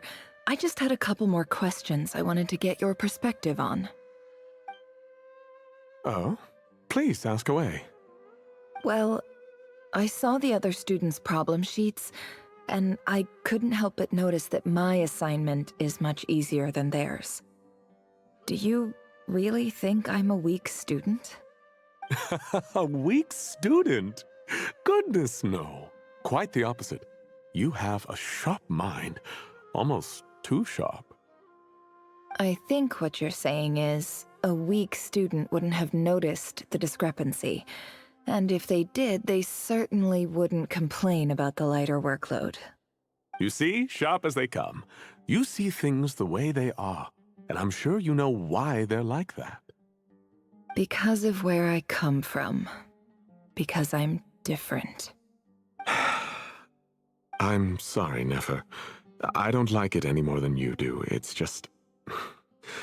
Anyway, you said you had a couple of questions. What's the other one? I wanted to check. If someone sent me a letter to the Academia, where do I go to collect it? Ah, your family wrote to you. Well, as long as they put your name on the envelope, someone should hand it right to you. Not exactly. It's not even a recent letter. I was just curious where the mail would end up if no one collects it. Wow. The House of Dana, I expect. I know there's a box for unclaimed mail somewhere in there, probably sitting on a shelf. Why? Whatever you're looking for, that'd be the place to start. Okay, got it. Thank you, Professor. Oh, don't mention it. Honestly, I feel like I failed you. I'm supposed to be your teacher, but I haven't taught you anything. Hey, don't say that. You're a great teacher, and you do your best for all your students. But the rules are the rules. You're not allowed to teach students like me. Then how are they supposed to learn? It's not just the Academia either. The whole world bends over backwards for the successful and leaves the losers to suffer and die. Oh, my dear child. Don't tell me you've given up on life already. I haven't. I just think that if you want to make it in this world, you have to find a way to become successful.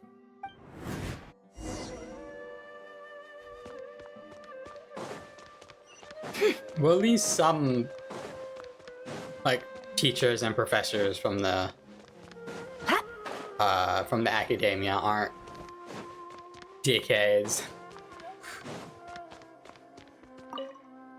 This must be it. A big cardboard box full of unclaimed mail.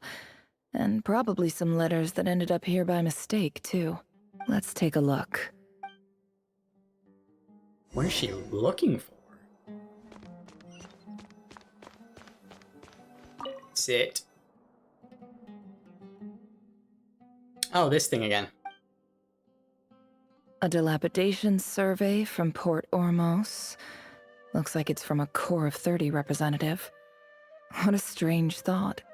A bunch of mercs losing sleep over rundown buildings. This one was never even opened. I guess the recipient didn't care what the Core of 30 had to say about anything. Who was it addressed to? I don't recognize the name, but it must have been a Kasharawar professor.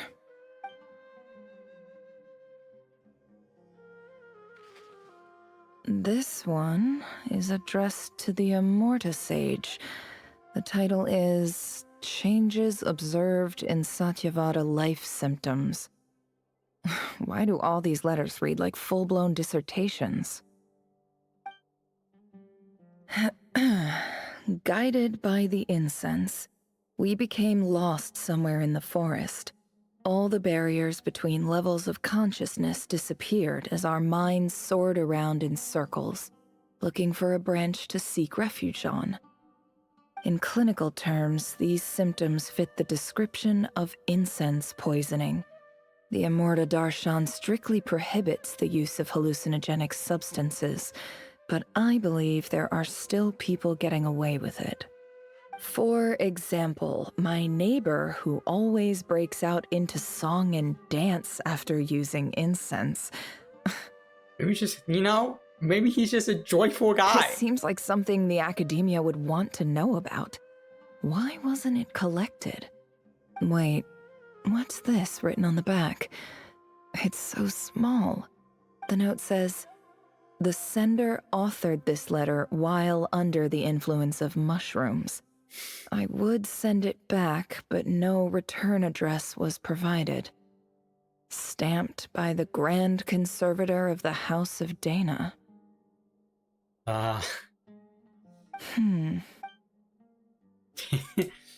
People in Sumerians getting high off of shrooms. This next one is addressed to Grand Sage Azar. Ah, yes, I recognize that name. A few words of protest regarding recent changes in Sumeru's educational policy. In recent years, the academia has taken on a small number of students from the desert region, as per the policy to this effect. However, it appears to me that these students have not, in fact, been provided with educational opportunities that are, in any meaningful sense, equal to those enjoyed by their peers. As well as receiving dumbed-down assignments and perfunctory tutoring, they do not even have full access to the Akasha system. Education is the fundamental purpose of this institution, which should go without saying in a nation whose founding virtues are knowledge and wisdom. I ask you, is the lip service we pay to the policy of education for desert students truly the standard of pedagogy to which the academia aspires?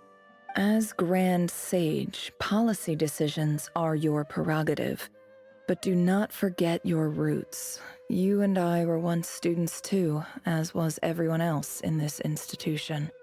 I do hope you will give some serious attention to this matter. I encourage you to discuss issues like this with myself and others, and listen to some alternative opinions. Great letter. Shame it didn't get to where it needed to go. I would imagine that was And purposeful. the sender is... Huh? Sage Cyrus of Spantamad. I didn't realize anyone else even knew how bad students like me have it in this place. So this is where letters from the Sage of Spantamad end up? Nice one, Grand Sage. Really enlightened leadership. Yep, Azada's kind of a dick. This isn't what I came here for. Moving on. I'm not exactly holding out hope that a letter sent from the desert would even make it here. But if it did, where else would it end up if not in this box? I can't believe how much discarded mail there is. Must have been years since someone last went through it all. And this is just one box. The whole House of Dana is boxes on shelves. I don't believe for 1 second that any human being has sat down and read through all the documents in this place. Who has that much free time on their hands? Wait, could this be it? Least fancy envelope in the box, written on crude quality paper. And of course, it would be right at the bottom of the pile. Clearly, no one gave this letter so much as a first glance, let alone a second. Why is this not voiced? The handwriting on this envelope looks very familiar. Greetings, Halil. My name is Sinuhe, chief of the Shimti tribe. I was the one who came to you and your colleague's aid when you ran into trouble in the Great Red Sand. I don't know how well you remember it now, but I brought you to safety and gave you some water and other supplies. You seemed very pleased and told me your name. In my tribe, learning a person's true name is serious business, and I therefore see you all as friends. You were kind enough to leave your contact details so we could stay in touch. The Shimti tribe lives a harsh, nomadic existence in the desert. You were sympathetic towards my plight, promising to make me a special ambassador of the academia and help us find a way to make a better living. This brings me to my reason for writing.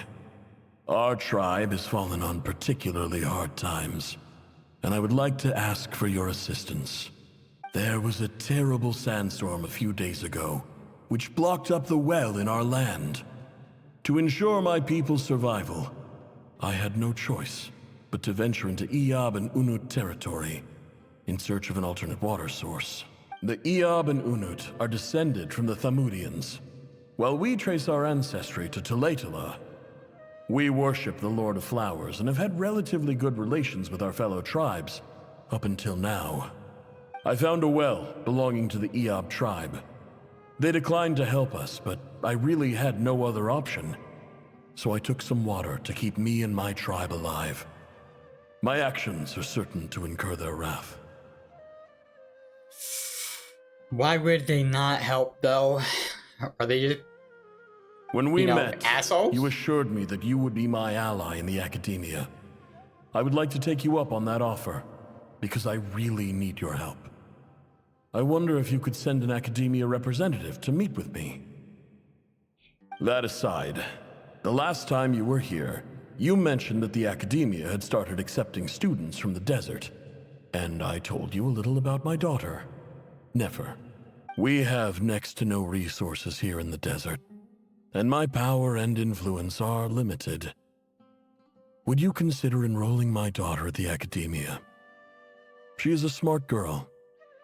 I know she won't disappoint you. From the outset, the academia never took you seriously. Those things they promised were just empty words. I doubt they even remember the name Sinuhe. And you were so emphatic that your luck had finally changed for the better. You swore you'd lead us to a better place one day. You spoke with such conviction, like you were the most powerful chief in the whole desert. You liar. You lied about everything.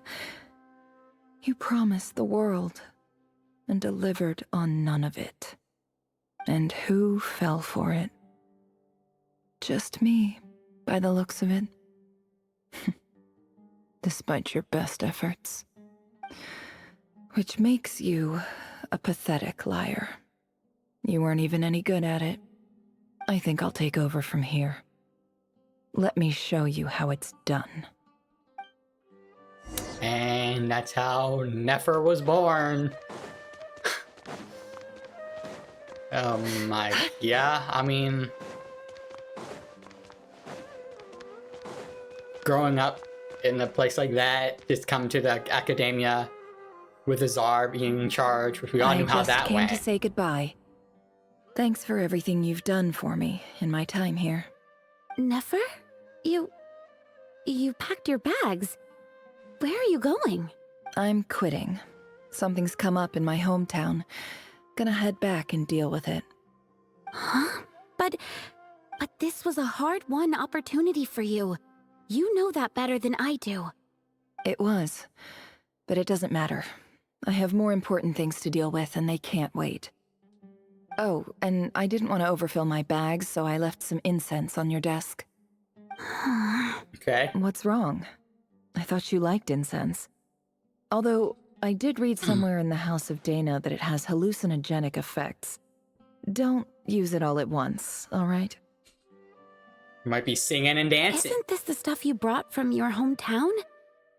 You're just letting me have it? But you said it's a rare and valuable commodity. Yeah, about that. I lied. It's not rare at all. There's this bunch of ruins near my hometown that are practically overgrown with this plant. It's not worth much. Keep it, it's fine. But Nefer... Alright, that's all from me. You take care.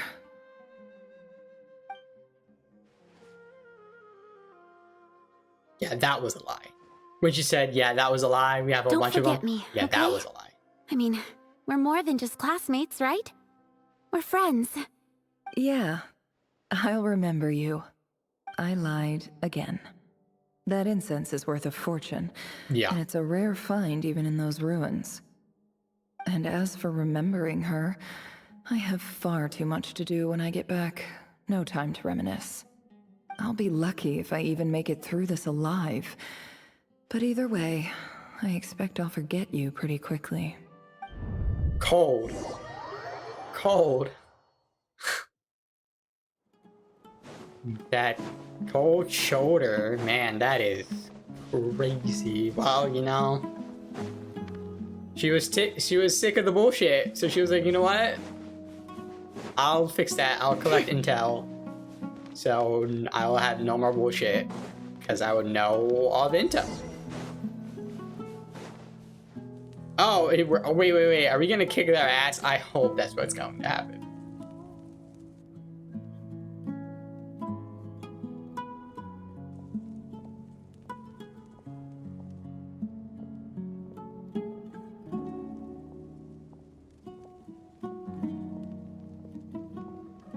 It's a pleasure to meet you, Mr. Arif.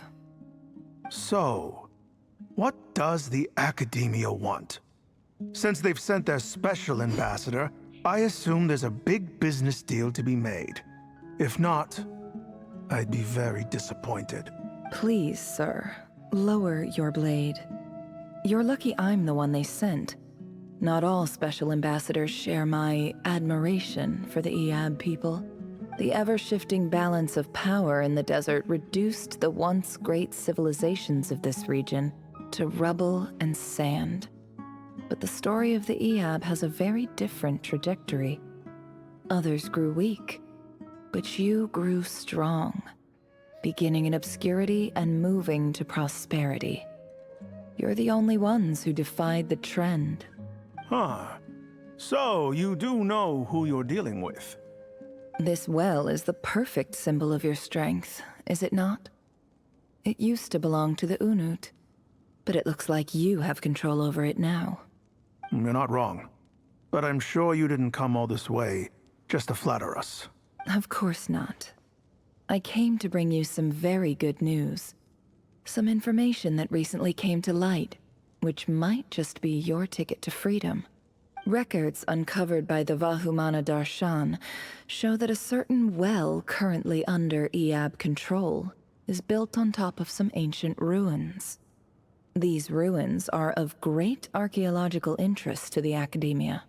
I checked the map carefully on my way over here, and I'm confident that this is the well in question. The Academia is offering 50 million mora in return for excavation rights. 50 million? It's a lot. No, wait. If these ruins are as important as you say, 50 million's a little low, don't you think? Don't get greedy, Iab. We know far more than you think. We know that you seized this well by force. Wasn't that the first step in your rise to power? To drive away the Unut and steal their water supply? So what if it was?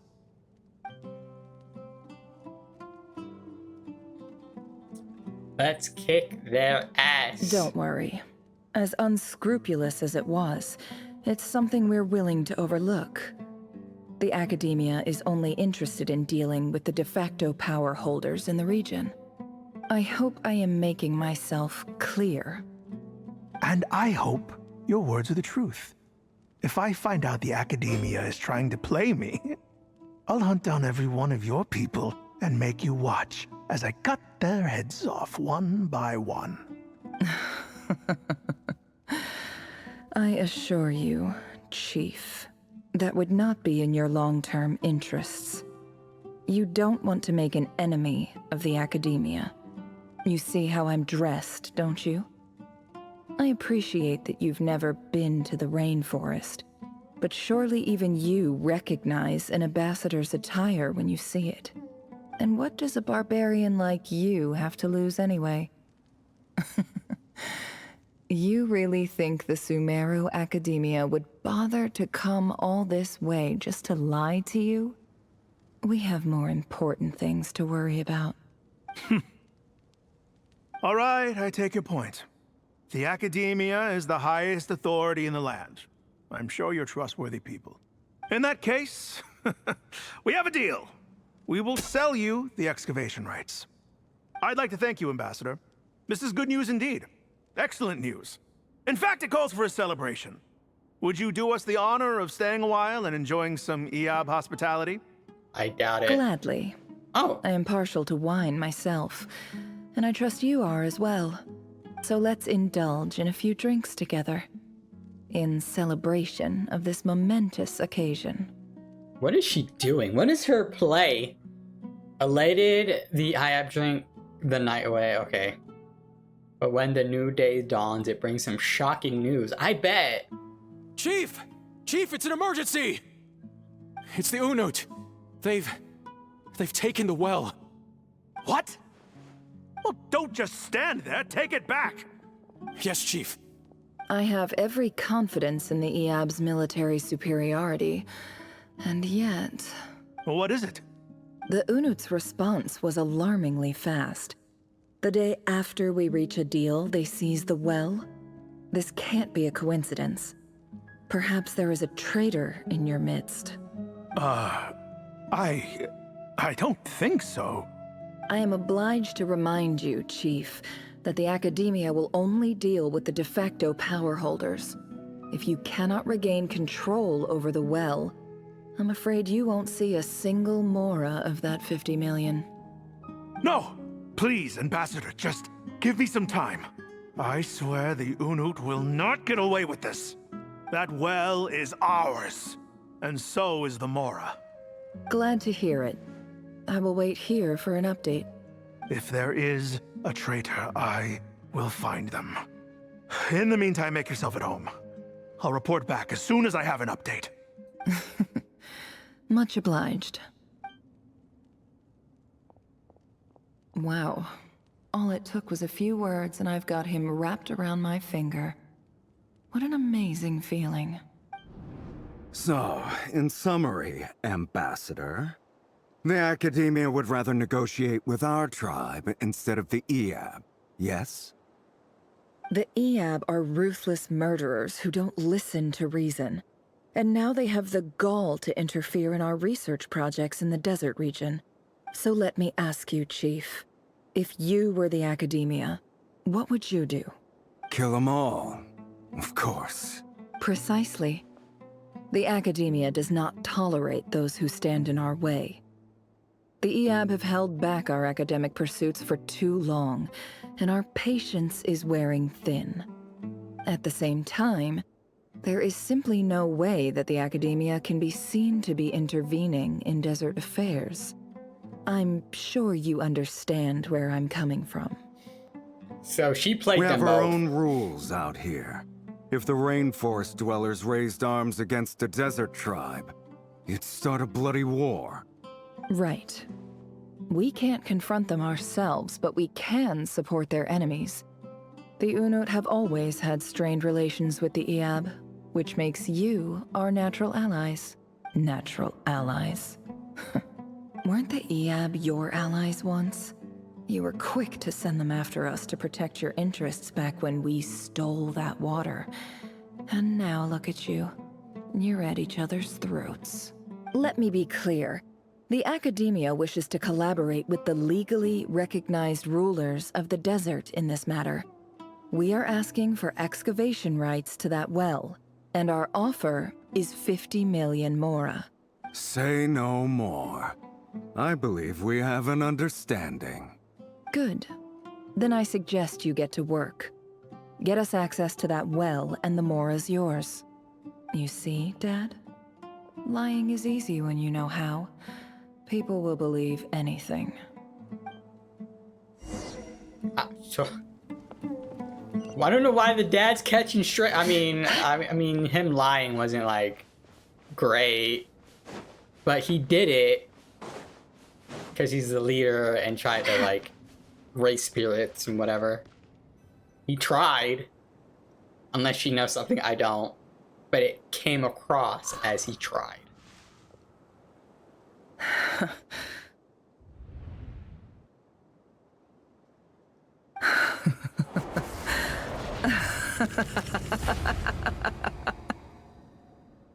Look at yourselves. You may be vile, savage monsters, but your butchered bodies bleed like any others. You're no different. You're nothing special at all. Yeah, and I just want to remember or remind everybody, including myself, Yehoda, Lama, and the Traveler is all seeing what Nefer has done. The monsters who destroyed my home, they're just ordinary, petty human beings. What a joke. I think we're even now. Maybe I've even done the desert a favor. It's a better place without all these people around. Oh, Sinuhe, my gullible fool of a father. Perhaps if you'd been as ruthless as I was today, our tribespeople would still be alive. In this dog-eat-dog world, a chief needs to be tough to survive. But you couldn't do what had to be done. So I did it for you. Nefer, it's okay. All of this is in the past now. I believe I remember you promising to remain silent. Yeah. Yeah, but even so... Yehoda, is there anything you can do to ease the tension? You got this, Yehoda. It's your time to shine. How do we just us automatically can read our minds? Okay? Alright, time for a sharp turn onto a completely different topic. So, anyway, that's enough of that. When are we getting out of this place? Feels like we've been walking forever. I'm getting pretty tired. Oh, Alma, you tired? Yes. If we can find somewhere to sit down, I could certainly do with a rest. It's not far now. There should be a temple just up ahead. Is this situation about to reach a conclusion? Yes. Really? A temple? That's where this story ends? I guess that's how things go in the desert. I've been to a similar place with a friend from the desert before. Desert dwellers can never escape their destiny. Or so everyone says. I never wanted to believe it, but looking back now, I'm as desert as they come. You mentioned a temple. What's waiting for us there? It's just a rando temple, or is it like the Temple of Silence, I think it's called? My biggest trade secret of all. Ah. Then I'm guessing it's where you got your power from. The power to peer into other people's minds. I didn't know you were clued up on any other religions. I'm no expert in the history of Sumeru, but since you come from the desert, I would imagine it has something to do with King Deshret. And the 7 pillars who served him, they are major figures in the desert belief system too. How do we know about the 7 pillars? I don't know about him. Impressive. I have some friends with connections to this stuff. Specifically with Hermanubis. Yeah, okay. Okay. Oh, I know who you mean. General Mahamatra Sino.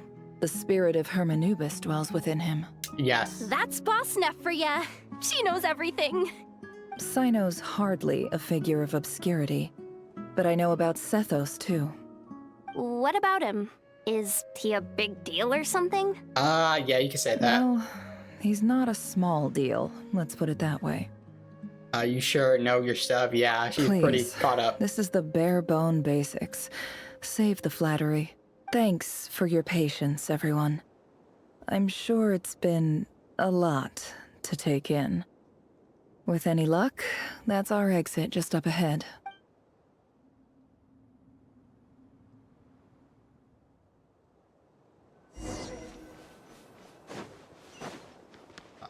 Okay.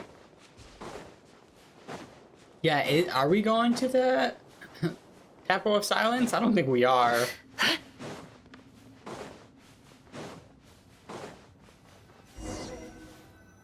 Go to the entrance of the temple, okay. I remember this place. Or something that looks similar to it, anyway. Since the Sumeru exploration was kind of, it was something. The desert was kind of a pain in the ass. What? Where are we going? Oh, okay. No more lies.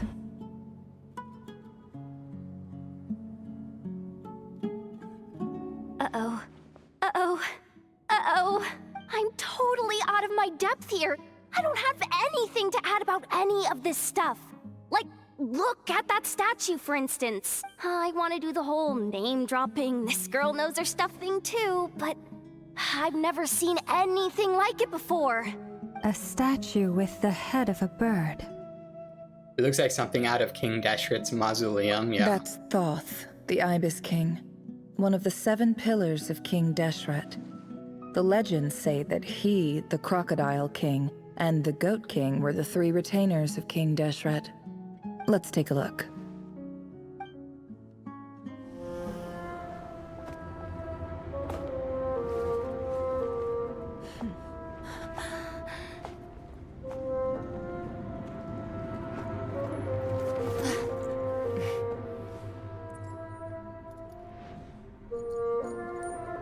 It's the cat.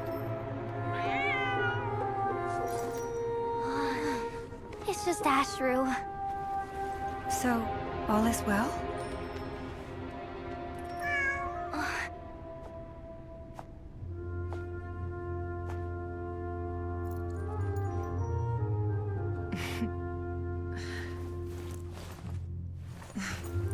Typically speaking, at this point, the world disintegrates.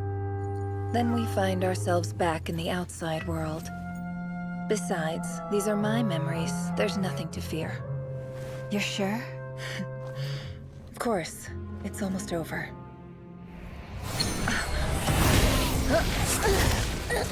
Yeah, you say that.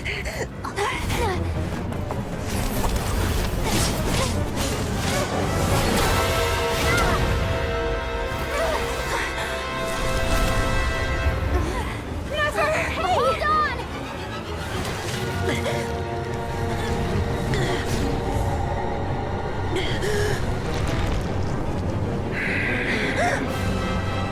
Knowing too much crazy. is always a death sentence. Speak for yourself.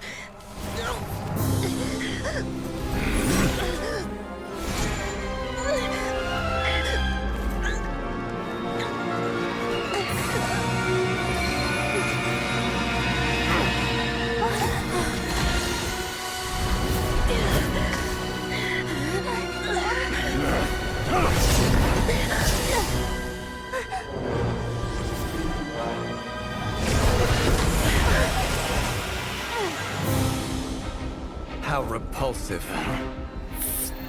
Dane or Fliz, or both.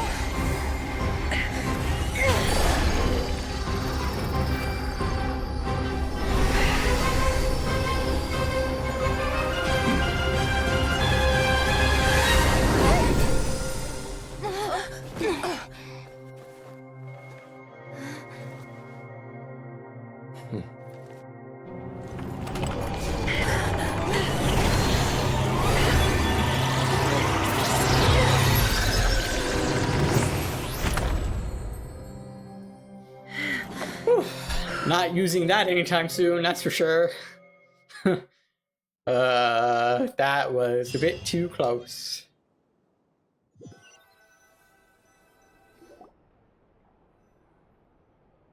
Timed that pretty well, didn't I? You certainly did. Thank you. Yeah, that was clutch. It's okay. I'm just glad no one was hurt. Paimon noticed you doing something too, Dainsleif. Were you helping get them out? Of course. When I asked Nefer to conduct this investigation, I was not naive to the dangers involved. I had a duty to ensure your safety. Good to know your sense of justice is still intact after all these years. I take that to mean that you saw the truth. That comes as a great relief. Yeah, we know a fuck ton. I certainly did. And thanks to your help, I also managed to trap Rerir inside the chess set. Whoa, really? Oh, How'd you manage that? Well, to be honest, I sensed that something was wrong long before we made it to the temple. By using this fragment to probe into Rerir's past, well, the monster formerly known as Rerir, it seems I alerted him. I was tracking him, then he caught on and started tracking me too. Can't say I'm surprised. But how did he track you through your thoughts alone? That shouldn't be possible. Rerir was a secret agent who reported directly to the Vinster King. He is an expert at finding a trail and hunting down his pursuers. No wonder. He infiltrated the chess set, read my thoughts, and built a new virtual chess set inside of it. That's why we weren't able to leave at first. Speaking of your chess set, it's quite a remarkable item. Would I be right in thinking you have some connection to King Deshret? You overestimate me. I only have a connection with one of his underlings, the Ibis King. I mean, that's still pretty good. You all saw how this came to be. A long time ago, the Iab massacred my tribe, the Shimti, in our home village. A few years later, I enrolled in the academia, where some new information came to light. The Unut and the Iab fought a bitter battle over the rights to a well, all for the sake of a non-existent 50 million mora. The Iab ultimately won that confrontation, but their victory came at the cost of almost every warrior in the tribe. The final blow to the Iab came at the victory feast, when an Unut assassin beheaded their chief right before my eyes. The remaining Iab fled and have been scattered to the winds ever since. Having gotten my revenge, I returned to my hometown, where to my surprise, the nearby temple was still standing. There it was, seemingly immune to the relentless hostility of the desert, while my tribal home lay in ruins. As I stood there gazing at the temple, I noticed a cat just outside. This cat, as it turned out, was home to the spirit of the Ibis King. He led me to a gate deep inside the temple, and there he made a deal with me. This chess set is my gift from the Ibis King. The chessboard within is made to the same specifications as the one in the mausoleum of King Deshret, and represents his power of piercing analysis. With this chessboard in its container, I gained a certain ability to perceive hidden secrets. Now, you could conclude that the Ibis King simply wanted to give the people of this world the power to seek the truth. But I don't believe that's the full story. Every god plays favorites. Their hearts are as fickle as any human's, full of secrets, perversions, egotistical tendencies. But precious few gods are willing to admit this. Yeah, I'm sure Dane, yes. It is the same with all powerful forces, including fate itself. Their gaze falls preferentially upon a select few. As you rightly point out, this is an act of favoritism. If you're alluding to the Abyss, then yes, I agree. Gather the others. It's time to share everything I've learned. Before long, the group gathered in the office. Okay. Which of everybody's like familiars being like crazy, like Thank you all for being here. like crazy powerful. Like Woba being like the god of stove. Nefer's cat being like As promised, whatever. I did some further investigating into the Raker of Solnari's background. I am pleased to report that the investigation has been most fruitful indeed. The Raker of Solnari, real name Rerir, was once a Conrian subject who served the Vinster King. I will now share the important details of his story. Please save any questions or comments for the end. Nefer narrates Rerir's backstory to the group. At the Vinster King's behest, he gathered intelligence and assassinated descendants of the Crimson Moon dynasty. Unwilling to take down his beloved Valindis, who was secretly of Crimson Moon heritage, he then got dragged into court politics. Valdivirnir's voice, which spoke to him of his fate, was like a reflection of the moon. Though he could disturb the waters to gain some temporary relief, he was powerless to erase it entirely. Which spoke to him of his fate. Okay. In contrast, Rerir's own life was like a reflection of a broken moon. Once the stormy winds of fate blew across the water surface, it was utterly destroyed. Valindis smuggled away a piece of moon before disappearing through that mysterious portal. It was passed down through the ages, finally falling into the hands of the knave. Okay. But what lies on the other side of that portal? Is it really a whole other world?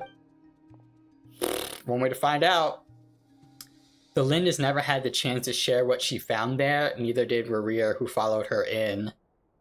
I hope Rerir tells us. So that's why he's so obsessed with the moon. And again, why was that not voiced? Whatever. A tragic tale, to be sure. But it does not excuse his many transgressions. No matter how much Rerir suffered in the past, the fact remains that he is what we know today as the Wild Hunt, wreaking havoc upon innocent lives in Notcry. He becomes more dangerous with each passing day. If left unchecked, it is simply a matter of time before all of Teyvat suffers the consequences. This is a threat that the Knights of Favonius cannot ignore. A question for Miss Columbina. Forgive me if this is presumptuous, but have you ever seen the spatial gateway that appeared in Rerir's memory? Never. But I have heard stories of something called the Moon Gate, and this seems to fit the description. Miss Lama, any thoughts on this? In the lore of the Frost Moon Scions, the moon is believed to hold many secrets. Some sources speak of ancient knowledge, others of a gateway to the unknown. The term Moon Gate is one I have heard before. But as is the case with all of our legends, there are no records of any first-hand witnesses. We cannot know whether it truly exists. Then back to Miss Columbina. As a moon goddess yourself, do you have some idea of where the Moon Gate leads to? Not at this stage, sorry. I do hold the power of the Frost Moon, and my strength is recovering well. I can sense that the gate would open at my command, but... But there's more to the power of the Frost Moon than that? Yes. A moon goddess has the right to open the moon gate, since it is a path to the moon. But as Nefer mentioned, holding open a spatial gateway takes a huge amount of power. And right now, I need to conserve my energy to fight the Rahier of Solnari. I'm afraid this is one mystery we may have to leave unsolved for now. I agree. Better to save your strength. But if you'll humor me for a moment, I have a bold conjecture of my own regarding the world beyond the gateway. I highly suspect that neither Tholindis nor Rarir made it through unscathed. The evidence pointing to this is the fact that the Rahier of Solnari exists in the form of countless fragments. With the abyssal power he wields, no ordinary foe can touch him, let alone tear him to shreds. And yet, the Wild Hunt proliferates wherever his scattered fragments lie, drawing hordes of monsters to many different locations across the land. So your theory is that Rarir was physically torn to shreds by some powerful force? Hence, why the Wild Hunt is a distributed phenomenon, rather than a unified one? Makes sense to me. Explains why the Wild Hunt is so pervasive, and why he's been trying to piece himself back together. He was whole to begin with, and he wants to be whole again. Without the power of the Abyss on his side, he almost certainly would have perished the moment he was torn apart. But the Abyss, much like a curse, has kept him alive. I could not agree more. The power of the Abyss is most surely a curse. It is a compelling explanation, and one that accords with my present understanding of Abyss creatures. Whether the life form in question is primitive or advanced, if a curse has extended its lifespan unnaturally, it will continue to survive in spite of everything. This raises some interesting questions. I will run some experiments and see if there is any validity to my suspicions. That being said, regardless of whether my research bears fruit, I would like to thank Miss Nefer for conducting such a thorough investigation. Already, it has greatly enriched my understanding of the entity we face. My pleasure, Mr. Albedo. I too hope that the information I have shared today proves useful as we look to formulate the next stage of our plan. Hey! What is it, Dainsleif? You look really upset! It's just... when I think of the man I once knew as Rarir, I struggle to understand why things had to turn out like this. The two of you used to be friends, didn't you? I don't know if these words will bring any comfort, but my heart goes out to you. Mine too. We can never know all the hows and whys of the way things are. The moon and stars are full of untold secrets and lies, and the skies are host to many more mysteries than these alone. Yet, none of that can begin to compare with the complexity of human life. Those are the first comforting words I've heard in a long time. Thank you, both. Hey, he's kind of smiling, sort of. Well, I think this is a good place to end today's meeting. I'm sure Nefer needs some time to recover. She's been through an awful lot today. That's very thoughtful of you, Lama. I mean, yeah, you think? Of course. Sounds good to me. Take some time to rest and digest before we reconvene to nail down a plan. Back at the hotel, you sit with Paimon for a while and discuss what lies ahead. Hey, is this a bad time? Hope I didn't kill the conversation. No, I think we're good. Nice room. Oh, I'm not coming in, though. Why not? It's just a hotel room. Yeah, really. If it's all the same, I'll just stay out here. I might not look the part, but I'm technically a knight. Barging into people's private quarters isn't the kind of thing we do. What if we offer?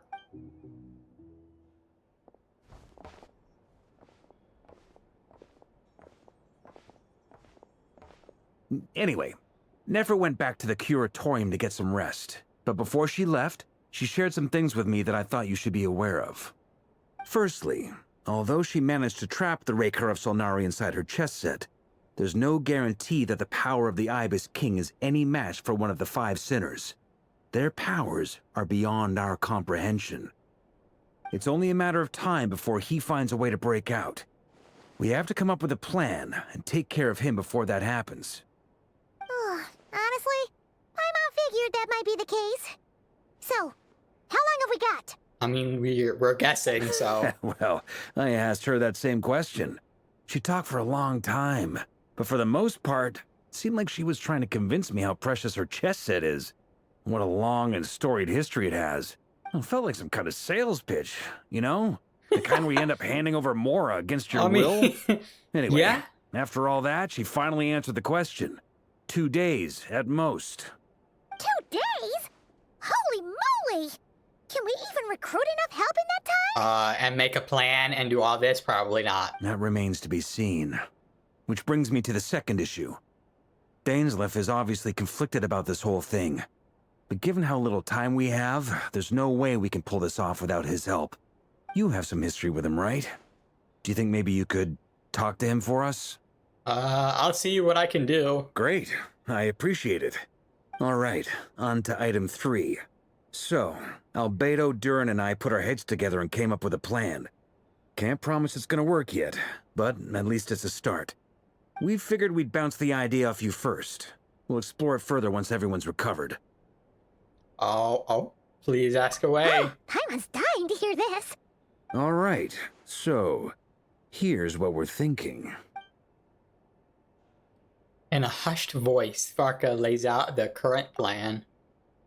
It's a shocking plan, but nothing can phase the greatest traveler and the trustiest travel guide into that. It doesn't take you long to get behind it. We felt a little uneasy about roping you into this. I mean, firstly, you're not locals, and secondly, none of us are your boss. You're well within your rights to refuse if you so choose. I mean, on the locals part, neither are you. And yet, here you are. Roping us in? Why would you even say that? We know the stakes here. It's all of us against the Raher of Solnari, or none of us stand a chance. I choose my words very intentionally, I'll have you know. I bet. I like to think there's an art to striking a down-to-earth tone even when the stakes are through the roof. I mean, yeah. Sir Varka, I have a few thoughts about this plan. I'm all ears. I think we can be more flexible with how the roles are allocated. In my view, the most sensible lineup would be like this.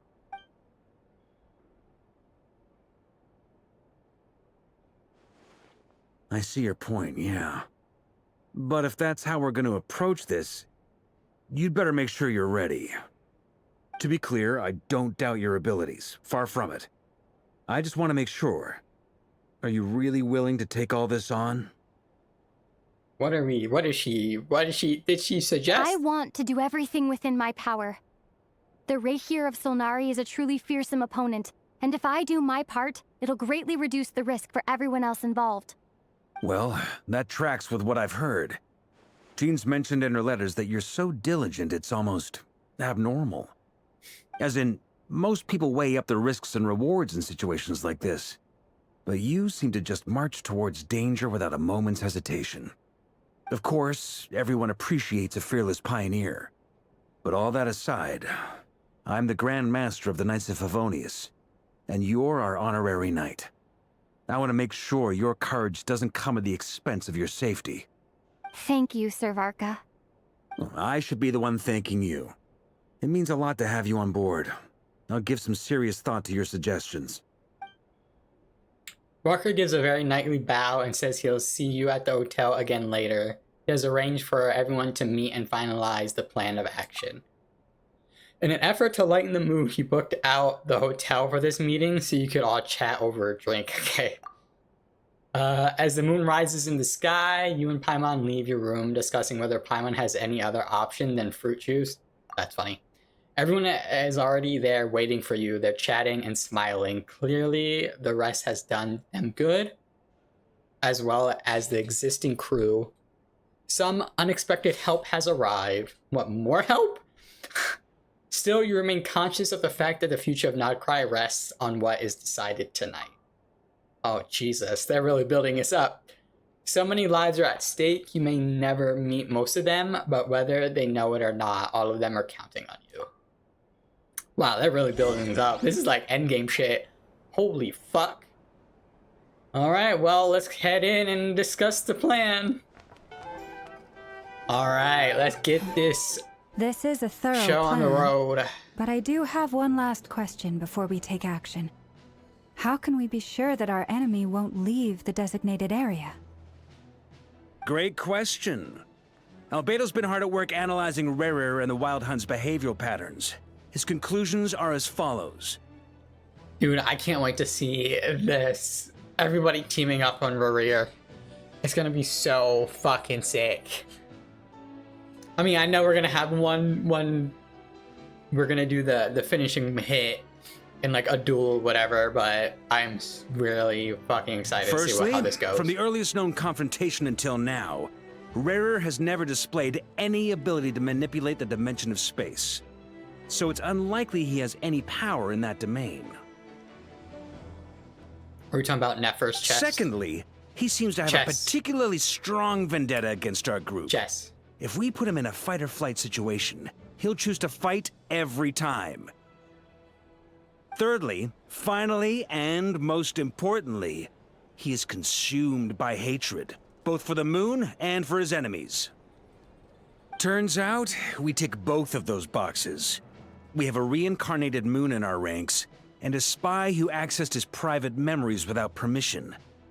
He'll be baying for blood, not looking to escape. As someone who's had their fair share of interactions with the Wild Hunt, those all seem like valid observations to me. Understood. Then I will defer to the verdict of the group. Well, everyone, that's the plan in full detail. Albedo and Durin are carrying out their part as we speak. What is their Plan part? approved. Scheduling. I want to know what everybody's part is. Okay, any firepower you need, I got you covered. Let's light this baby up. Is Aino gonna stand back and snipe? Oh no, she can't snipe Rerir with the cannon. Yeah, because it'll get stronger. Never The mind. Frost Moon Scions are behind you as well. And the rest of you? I guess. No objections? Dory, what is she gonna do? All right. Then it's settled. This is the plan we're going with. Next up, an old tradition of mine. Anyone who wants to back out, now's your chance. One final, like, yes or no? Wait, we can still back out of this? Everyone says things they regret, right? I don't want anyone feeling trapped because their mouth said yes before their brain had time to think things through. I mean, yeah, A that's very fair. people-first approach. I hear that's common practice in the Knights of Favonius. Heh. Who'd you hear it from? D-Luke? We don't use people's real names at work. This contact will be known only as Owl, please and thank you. So yes, the Luke, yeah. This plan can only work if everyone does their part. Flint's and I will absolutely support it. We shall indeed. You'll be glad you accepted our help. Also, you are the last person I expected to see here, Miss Dory. Yeah, why are you here? It's not often I get called Dory in a work context. My peers usually call me Lord Sangama Bay. So, the longer your name, the higher your net worth. Is that the idea here? I don't think so. I hope not. In that case, Mr. Flint's here must be worth a fortune. That's right, I know your full name. It's... The walls are thin here. I'd appreciate you keeping that a secret. Okay, fine. I'm actually only here as a favor for someone else. Do you have any idea how much it would cost to hire me otherwise? Oh, does this mean someone out there actually has the power to boss Dory around? I mean, with the right amount of Mora, I think anybody can boss Dory around. It most certainly does not. We have a long-standing and mutually beneficial business partnership. She's actually the mom of a friend of yours. Hey, Alice. Said mom supplied me with a great little trinket, but now that lady's ruined everything. If I don't start building a little goodwill now, my whole business in Notcry is gonna go down the drain! Okay. So what exactly is so special about this pendant? It's a lucky charm that a great mage made for me. We have a business relationship, and she was worried that something bad might happen to me. So, she wanted me to have something that can store power to protect myself with. I finally got it all fully charged up with Kuvaki, and then never went and used it all up at once. Never lost so big in my life. Oh my god. You're right. It was all my fault. I didn't mean to drain all the Kuvaki in the pendant, but I'll make it up to you. You will? Well, in that case, how about you give me your chess set? And we call it even. Yeah, not even close. I knew you'd say that. Well, it's yours if you want it. In fact, take it now, and I'll even throw in a free Raker of Solnari. Deal? You're putting me in a difficult position here.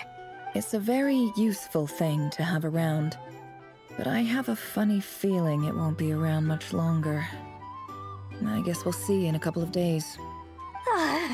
Looks like bankruptcy for me. Hey, don't be so pessimistic. See this through and you never know. You might find a new business opportunity on the other side. Yeah, I mean, it's possible. Then okay, I didn't read that. You and Paimon decide to check in to see how each stage is going. Okay. So what, are we going to talk to everybody before the big finale of this Archon quest? Look for Dory. Can I go back in here? I don't think they're here. Are they? No, they're not. Well, it would have been cool if they were. Oh well, I guess we'll fucking talk to Dory.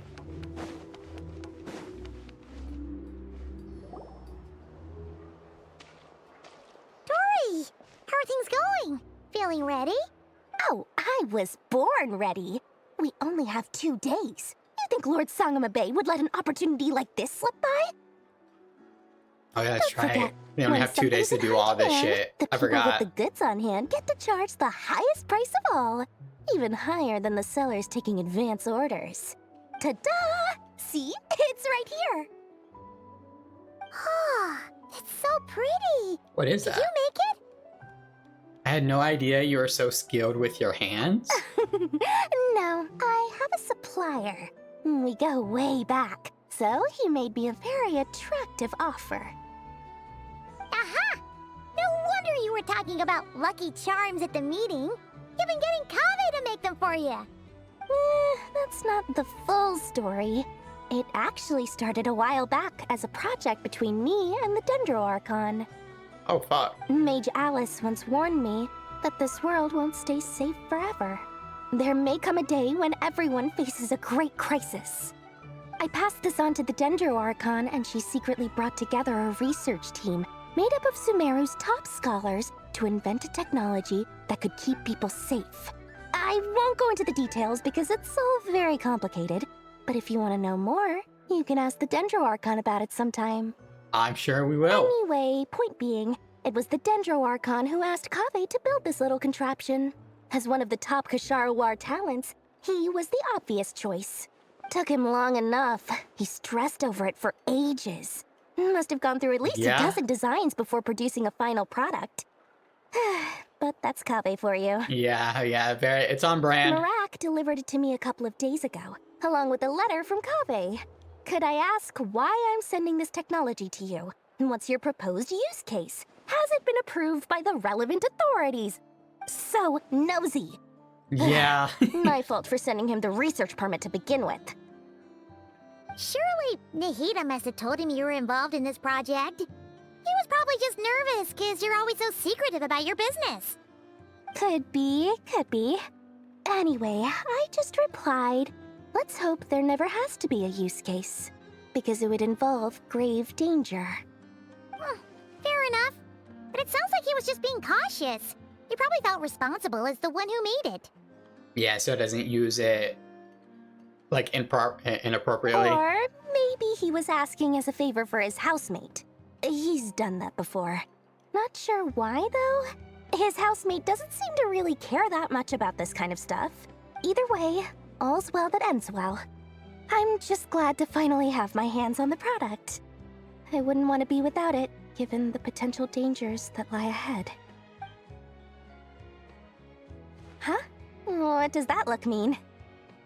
Yeah, you're not fucking being greedy and an ass. Paimon's just super surprised. Yeah, this really. This must be the first time we've ever seen you actually get serious about something. This is not the Lord Sagamabe we're used to. Well, a long time ago, I made a promise to myself.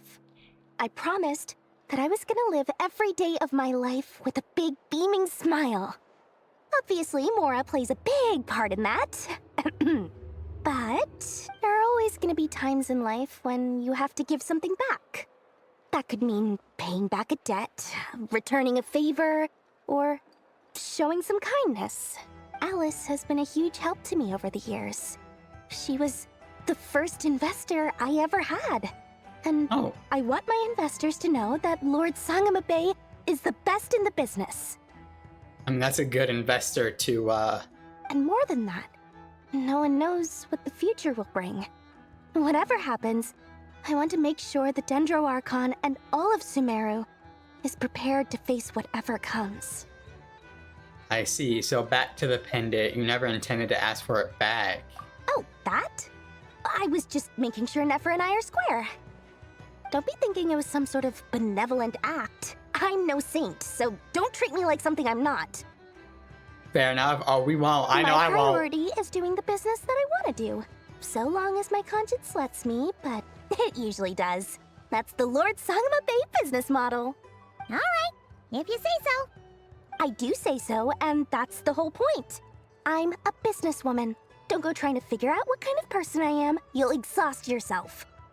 Much easier for everyone involved if you just take my word for it. Oh, and could you two help me get this stuff where it needs to be? Thanks so much. You're my favorite assistants. I guess. Oh, shit.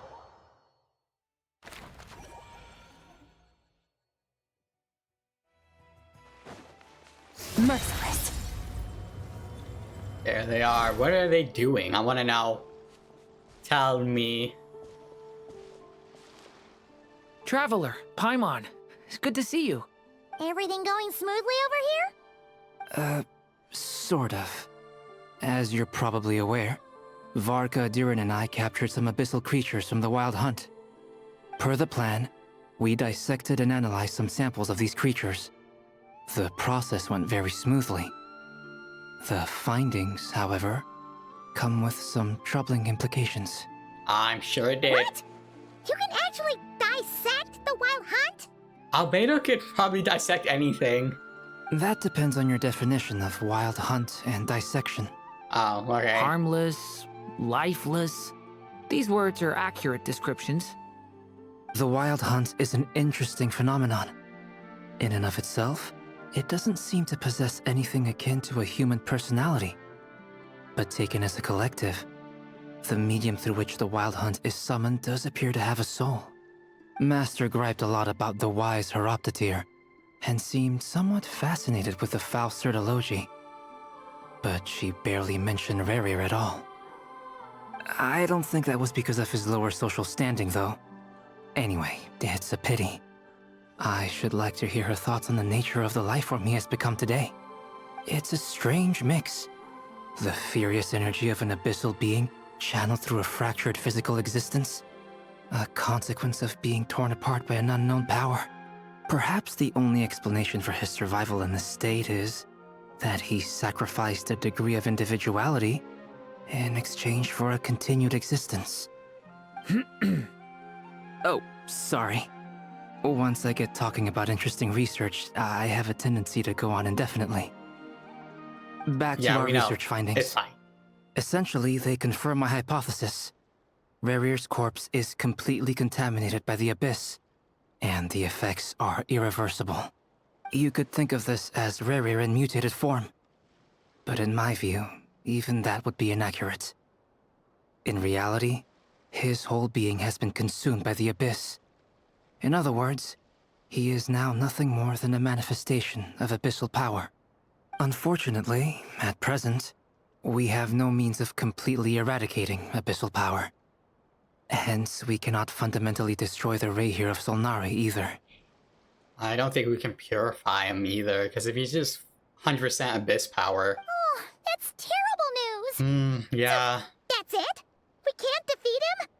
Not even if we get the power of the 3 moons? I mean, we'd have to seal him away somewhere, somehow. Miss Columbina's situation is a difficult one. She can never achieve wholeness when the world does not accept her presence. It's as if her creator banished her to a place she can never be accepted. It means she spends most of her energy just on her own survival. Given the circumstances, it's only natural to despair. But we must see this plan through to the end. Time to kick off the backup plan. Oh, Paimon almost forgot! This is for you. Dory asked us to bring it. Ah, how wonderful. Well, thank you for making the trip. Durin and I will be heading off shortly. I'm sorry I won't be there to protect you in person this time. Please be careful. We will. All right then. Stay safe. What is their plan and what is that capsule thinking?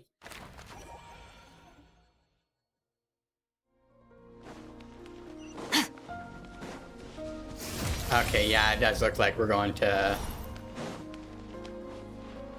It's a lot of names that just popped up, Jesus. Yeah, it looks like we're going to each place and talking Miss about Lauma, them. Is everyone here? Yes. The fate of my flock is in your hands, Grandmaster Varka. Please keep them safe. My lady, what are you saying? Within the next 24 hours, we will face the biggest crisis the world has ever seen. This is not a burden that we deserve to bear. But I believe that we reap what we sow in this life. So I intend to act. I must do what I think is right. For me, that means fighting for the future of Nodcry. This gentleman is the Grand Master of the Knights of Favonius, Varka, Knight of Boreas.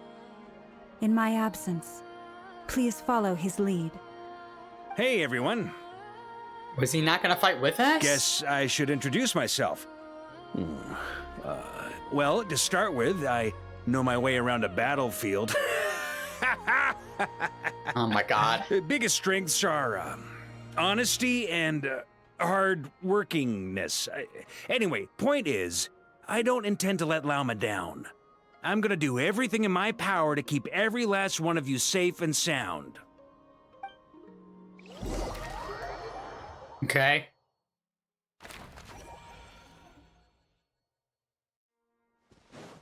Yeah, I don't know if we're gonna have Varka fight with us or like a little cutscene like he did the last time. Something on your mind? Miss Columbina, was it? I believe that's how the others addressed you. That's right. Names are funny things. Have you always been called Dainsleif? Yes. I take it your own name has a more complicated history. I would assume. I have a different relationship with names than other people. To be honest, I'm not even sure that Columbina is my name. At least, not in the same way that Dainsleif is yours. But it's what everyone calls me, and I go along with it. A lot of my life has been that way. I get so used to things that I forget to question why they are so. I never used to think much about where names come from, or what they mean to people. Maybe something's wrong with me. You're different from other people. I sensed it the first time we met. You're more perceptive than most. I'm sure your long life and rich range of experience explains that. Do you ever find yourself missing Conria, Mr. Dainsleif? I would imagine. Difficult to answer. I have dreamed of the past many, many times. Sometimes I'm fighting tooth and nail. Other times I'm lying on the ground, defeated. I don't recall any happy moments from that time. It has been too long. Is that because hatred survives longer than love and affection? That would not be for me to say. I make no excuses for the grudges I bear. But whatever the reason, I remember little that was beautiful or sentimental. Thank you for your help with the Rerir situation. Without your efforts, I never could have learned the hidden truth of his story. You're welcome. I know he's your friend. Friend? He betrayed me. And I never really understood what he was going through in life. Some friendship, that is. Okay. So, do you plan to fight him with us? You see, you're torn. Now you know what really happened. You see the things he's done in a new light. Yeah, he's thinking, well, he had like, I'm not gonna say a good reason, but... I need some time. Of course. I completely understand. Anyone else in your position would feel conflicted too. Actually, I went through something similar myself recently. Something happened that changed my perspective on a situation. A situation I took for granted at the time, but now I feel very grateful for it. You mean the Harbingers who still support you, even though you've left the Fatui? Yes. I always thought they were only helping me because Harbingers are forced to work together. But then I abandoned them. A warrant was even put out for my arrest. And even now, they still support me. Which means I was wrong about them all along. Clearly, they view you as a friend. I feel a little guilty now. I regret not seeing her help for what it was, and not treasuring it. I see the guilt that you're feeling now, because I feel it too. Hopefully, talking about it will do us both some good. I mean, when all this is done, said and done, you could Have probably... you noticed that the Traveler and Paimon are over there? I think they've been listening. You could like... I'm not like, not hang out with them, I'm sure you could. But you say sorry to them after. Huh. Shall we say hello? Sure. Hello. They caught us! Sorry, we were just concerned about you. I apologize for making you worry. No doubt you wish to know where I stand on the plan to take down the Rerir of Solnari. I'm afraid I need a little time, but I will seriously consider joining you. You will? Oh, thank you so much! Everyone will be so grateful to hear that! They needn't be. This was something that I was going to have to face up to eventually. That doesn't matter to them. They're grateful to you regardless. I wonder if Dane's gonna be with us. If we're gonna deal with the other sinners as well. If it comes to that. You can't control their gratitude, so just accept it. And then, have a think about whether you're willing to join us.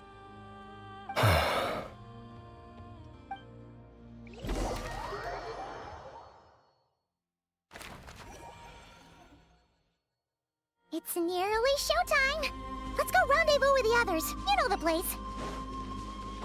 I wonder why everybody's hanging out in...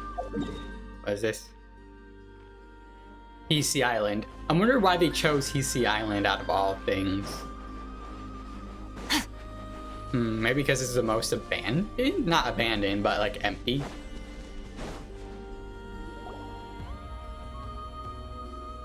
Ah, you're earlier than I expected. What about you? You're here. Hey, Flint's! Been waiting here long? Not too long. I came a little early so I'd have some time to think. Are you nervous about the battle? Quite the opposite. I'm reminiscing on my past battles. Oh, he's ready. When I was awakened by the Ratniki, I had not touched a weapon in many years. I felt like the battlefield was not where I belonged. But after waging war against the Wild Hunt for so long, I came to realize something. A life of absolute peace is simply not a possibility for me. My restless flame indicates that somewhere inside of me, there is a deep yearning to root out the evil in this world. Oh, that doesn't sound like such a bad thing. I agree. Well, in the past, when I was a Fae whose primary concern was hibernation, it was hardly ideal. But it certainly serves me well here in the present. And I am delighted to be able to join forces with you in this endeavor. Looks like I'm not the first to arrive. Ah, Miss Lauma. Did you sleep okay last night? I struggled to settle down at first, because of the nerves. But don't worry. I got enough sleep in the end. I'll be just fine. I hope so. Because she's the type of person that say, yeah, I got enough sleep, when in reality she didn't. Please. I'm just doing my part. Never! Over here! The goods have been delivered and the backup plan is underway. Aino asked me to relay a message. She said Anefa will be on high alert and keep a close watch over all secondary districts where defense is required, providing support as necessary. Meanwhile, Aino herself will provide range support to us directly, using her latest invention. What? Excellent. My thanks to all involved. Oh, it is shaking. It is. The chest set's looking a little unstable. It won't hold him much longer. We should be prepared to engage at a moment's notice. Oh, jeez. No sense sitting around waiting. Let's make the first move while we still have the option. I agree. Paimon, find a safe hiding place. Yeah. Got it! Be careful, Traveler!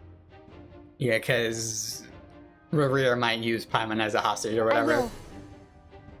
I can see that happening one of these times. Alright, let's Everyone, take do your this. positions as soon as the battle starts. Every ounce of strength we have in our bones, let us bring to this fight. Ready? Let's go.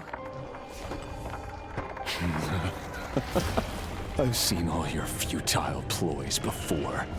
You have become the authors of your own demise. I wouldn't be so sure about that.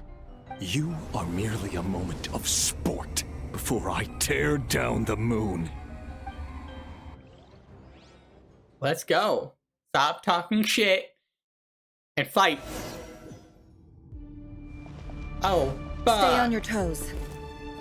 Yup, you too.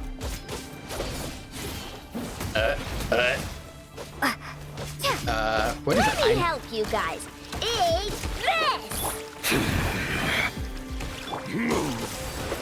Oh, I have the Hydro Traveler? Why? Why would you do that?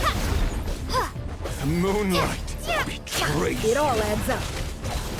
It all falls into place. Ow.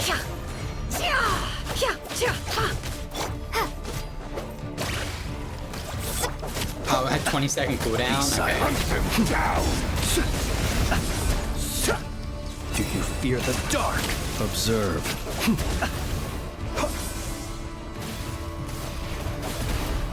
Probably just spam out. Futile. Like, use never. Forest, protect us. Ow. Can't hide this. Pathetic.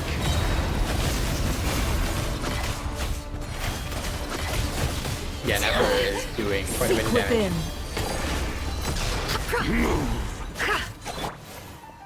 No. For the everlasting forest, Moonlight. receive my blessing. Futile. Ow. No more lies. Yeah, I'm just. Time to come clean. It began What is with the this? moon, and so shall it end. The moon will protect you. Follow lap. Shameless.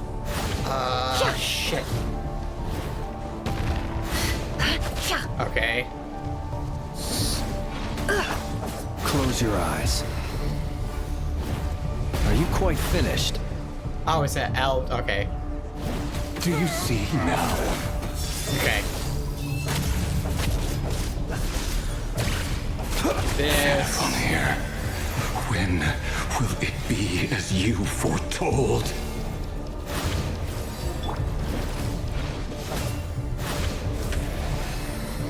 Where are you? Your foul spirit is not welcome here.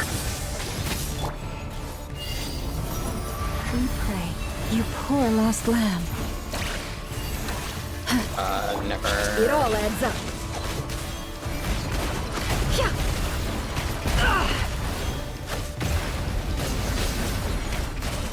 The mystery unravels.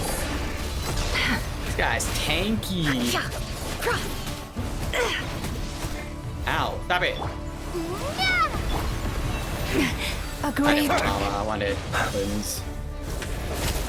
Be silent. Do you fear the dark? Ow, Close your eyes. He's almost dead. I don't think I can lose. I don't want to For jinx the myself. everlasting forest. Branch into song.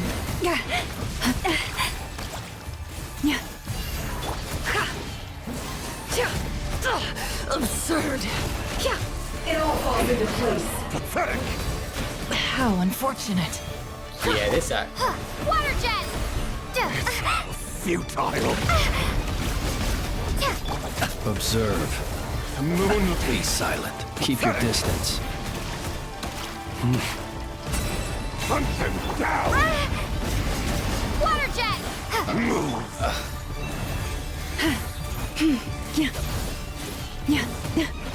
Stay your hand. Yes, hopefully. Futile. Seek within. No more lies. Pathetic. Stop fucking hitting me away. God, you're annoying. Stupid. It's all futile. Bombs away! Moonlight. Great, your little game of heroics is over. Who wants to go first? Great. Oh my god, stop moving. Get out of my sight! Heal. Oh, No! oh, what? We've been separated. That's not. That is You not okay? good at all. Nefer, where are the others? Stuck outside the barrier. I guess he really doesn't like us. I You know. told you before. Knowing too much is always a death sentence. Be careful what you wish for.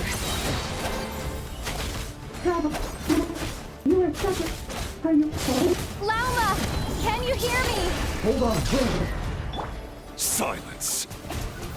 Dude, I hate using fucking Hydra Traveler. But at least I know they're still there. Hide. I need to focus. Stick to the plan. Remember my most important task. Just keep stalling him. Stalling him? If I can stall him for long enough, the moment will come. The hell? Okay, I guess. The mystery unravels. I don't know how long we need to stall him for, but okay.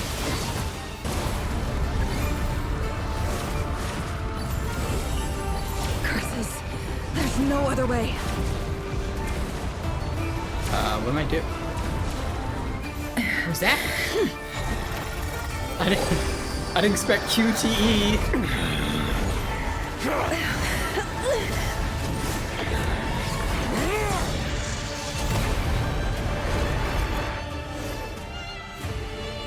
The only way to defeat Rarer is to borrow his own power. Okay, how are we gonna do that? That means Columbina will have to disappear while you two bear the brunt of his attacks. You have to hold on. Find a way to keep him focused on killing the two of you.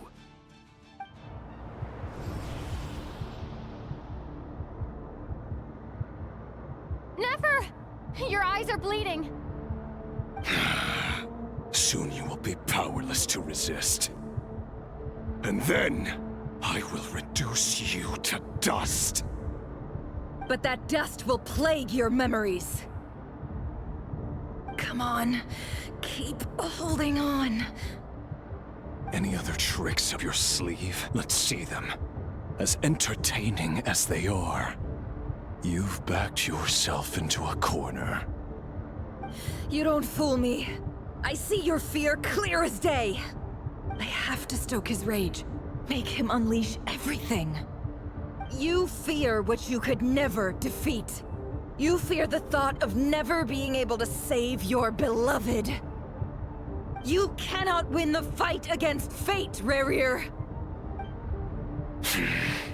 Is that what you think? Well, now it's your turn to feel afraid!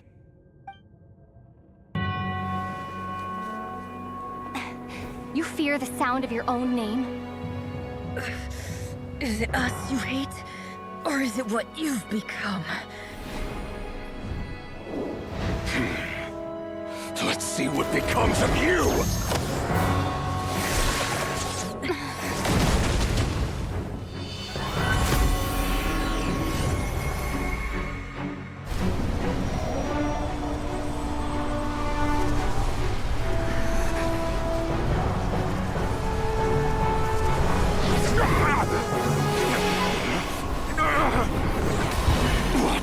Happening? That power. I've seen it before.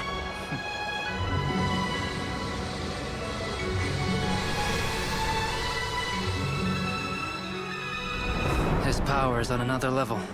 We'll need to use an alchemical array to convert his power into a usable form. Then quickly channel it into Columbina, rendering her powerful enough to compete with him. I'll join you. I can help. If I release enough abyssal energy into a confined space, it'll create a potential difference, allowing us to extract a huge amount of elemental energy. Next, I'll synchronize with everyone's minds using Pyro, then give you temporary access to their abilities and fields of view. But it won't last long. Can you see? Well enough. So, we have a student of Gold Rhine-Daughter in our midst. How about that?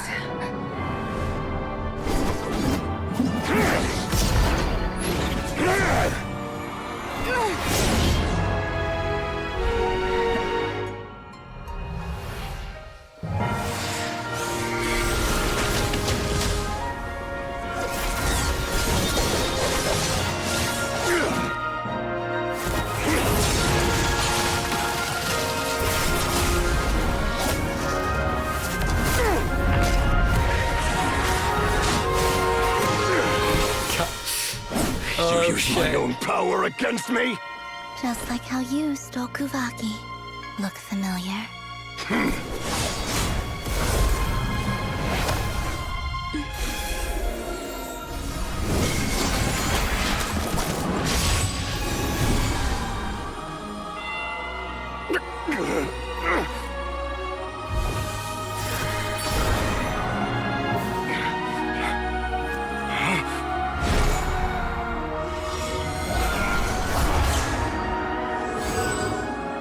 Don't you realize? You don't have the power to hold that gate open. I don't, but someone else does. Oh. Fuck. Goodbye, Rerir.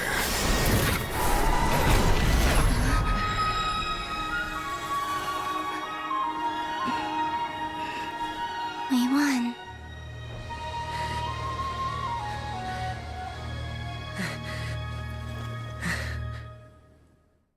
How the fuck does Dane have the power to open up that? Jesus Christ. Alright. Fucking A. Yeah, it's fucking never gonna be okay. Never.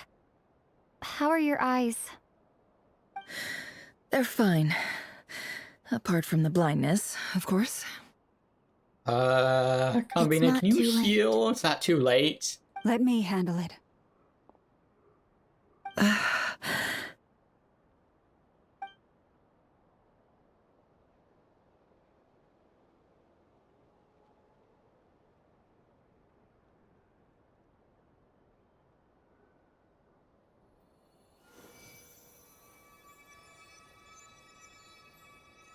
Miss Nefer, it's not like you to lose your composure. That was the most reckless thing I've ever seen you do. Reckless how? The situation was critical. Our lives were at stake. We had to do something. Even so. Okay. I guess you're right. Under the circumstances, it was a wise decision. You traded your eyes for an incredible victory. In business terms, I suppose that's a huge return on investment. I'd be hard-pressed to argue otherwise. Still, I don't like this outcome, and I don't want you to lose your sight for good. People suffer when they make sacrifices they shouldn't have to make, whether that means faith, strength, or in this case, your ability to even see. I had hoped you could win without sacrificing so much as a single hair on your head. Thank you. Really. All done. Don't try and open your eyes just yet. We'll see how you're doing in a couple of days. Until then, please follow your recovery plan to the letter. I'll send full details through Yehoda. For now, just get yourself home, relax, and rest. My dear friends, we have fought bravely and achieved a spectacular victory. A dark cloud has been lifted from the skies of Nodcry. All in this land will be grateful for what you have done. The moon will remember this day. Thank you both. Yehoda shows up and helps Nefer get home, and you, of course, have Paimon to escort you back. The sight of Nefer navigating the road with her eyes closed is a new one for you, so you proceeds cautiously. But as her silhouette disappears into the distance, you notice she seems almost smug. There's something I want to let you know. What is it? When Durin connected everyone's minds so I could access their powers, I also felt everything they felt. And since Nefer's eyes were injured, my eyes are hurting now too. Huh. Hold on. Let me try. I only feel the pain. There's no actual damage. That's good. I just thought I should tell you. You're right. There's no damage. That's a relief. But I must say, I'm surprised to hear the Kutar share something like this with me. In the past, you never used to open up about yourself. Things are a little different now from how they were. I'm learning to share how I truly feel with my friends. Friends? You have no idea how glad I am to hear that. You can't help but break into a smile at the word friends as a warm and fuzzy feeling fills your chest. One by one, your fellow teammates report in to inform you that everything is under control. At Llama's instance, you lie down, you fought on the front line against Maria, and now you need to rest. Yeah?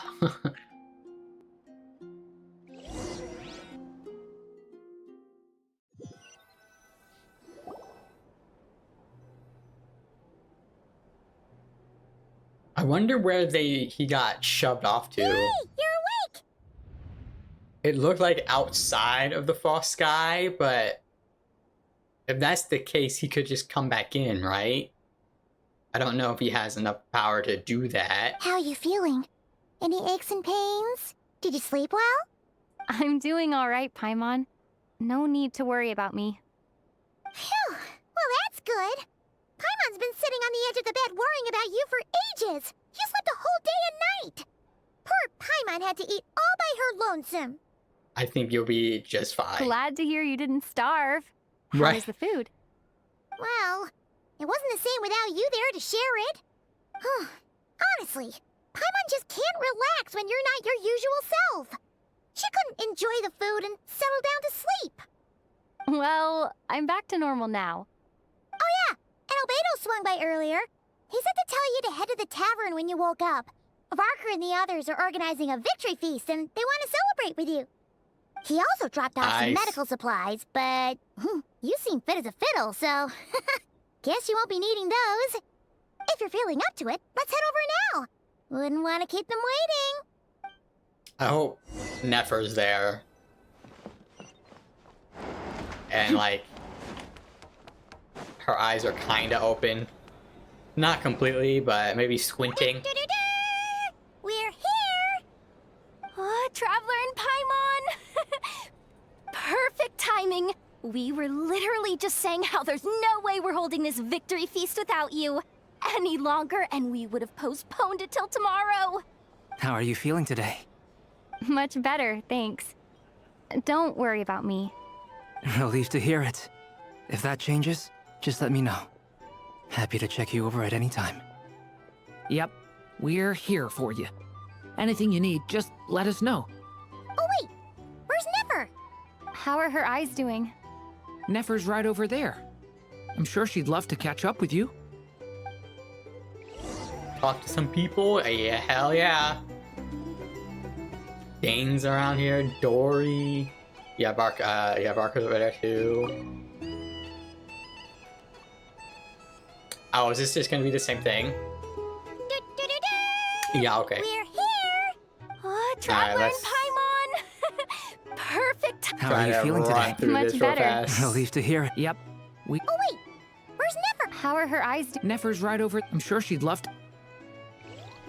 Alright. Not since I know that. Alright, Dory. Hello, you. Recovered from the battle? Mostly recovered, thanks. I'm touched that you asked. Come on, what do you mean? Of course I'm gonna ask. I care about my friend's well-being, and we are friends, aren't we? No, you're just, you just want to sell us Get things. yourself a drink. You've more than earned it. In fact, today, your drinks are on me. Lord Sangamabe's got you covered. Wow, really? What about Paimon? Has she earned it too? Has she? Please? Well, you haven't been through quite as much as the Traveler, Yeah, but... nah, nope. What the heck, sure. Yay! Wow! Drinks on Dory! What a historic day. Hey, keep your voice down, or everyone else is gonna want in too. Yeah. You... Have you heard anything I've been saying recently? Doing business in Nodcry has been an absolute nightmare. If I'm buying for everyone, oh... Okay. Paimon will speak more quietly. Jeez. That's more like it. Don't you forget, Lord Sangamabe doesn't just go around buying drinks for anyone and everyone. Alright. Hey there. Here's Barker. Oh yeah, I got Dane over here too. We'll speak to Barker first. He's right here. I thought of 1,000 ways to congratulate you, but now you're here, words are failing me. The honorary knight stuns them speechless once again. No shot. She did the salute. That's funny. Well said. The honorary knight showed us all how it's done. The other knights tell me that Mondstadt was the first stop on your journey. Yes. All of us are truly delighted to count you as our friend. I'd like to thank you for supporting the Knights of Favonius, and also for helping us save Nodcry. Don't mention it, Grandmaster. Nonsense. Of course I'm gonna mention it. This is more than just business. It's a relationship. And there can be no relationship without showing gratitude where it's due.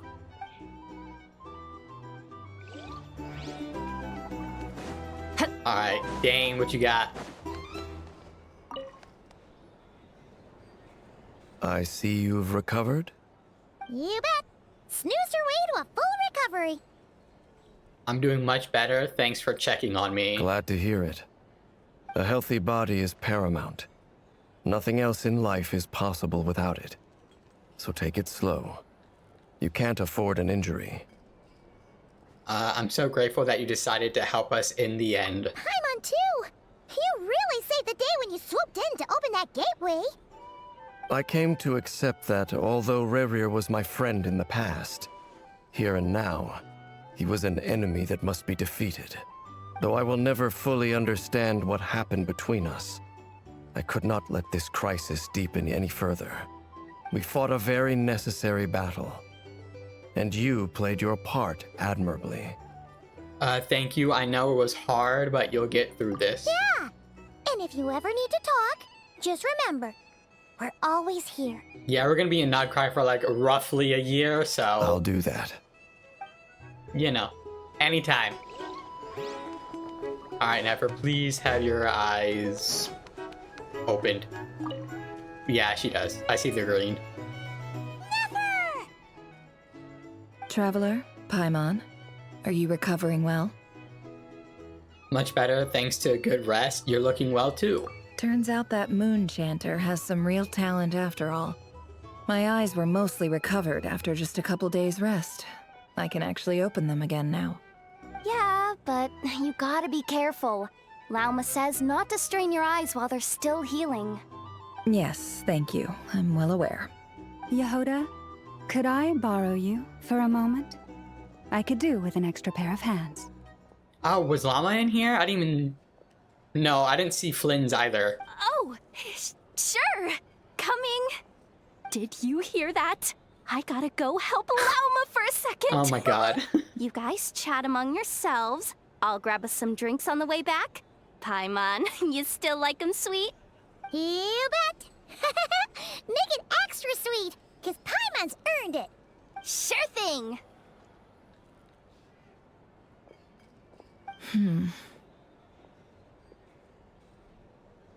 What's on your mind, yeah? The Raker of Solnari. Kind of a snake, don't you think? More of a wolf in my mind? No, definitely a snake. A poisonous one who spewed his venomous hatred everywhere. Anyone who seeks revenge out of hatred for other people has become a snake. That's something my dad used to say. I guess he didn't like seeing people go down the path of vengeance. Perhaps. I'm sure it sounds like a very wise and open-hearted perspective to your ears. But me? I think hatred is a perfectly justifiable emotion. What else is left when everything you depended on in life gets stripped away? Something's gotta fuel that drive to keep on living. When I look at your life, I see a lot of things that you can depend on. If you're worried about me, you can nip that in the bud. I'm not someone who gets stuck in the past. It's just... I suddenly feel like I was wrong to call my father a liar. He was just a fool.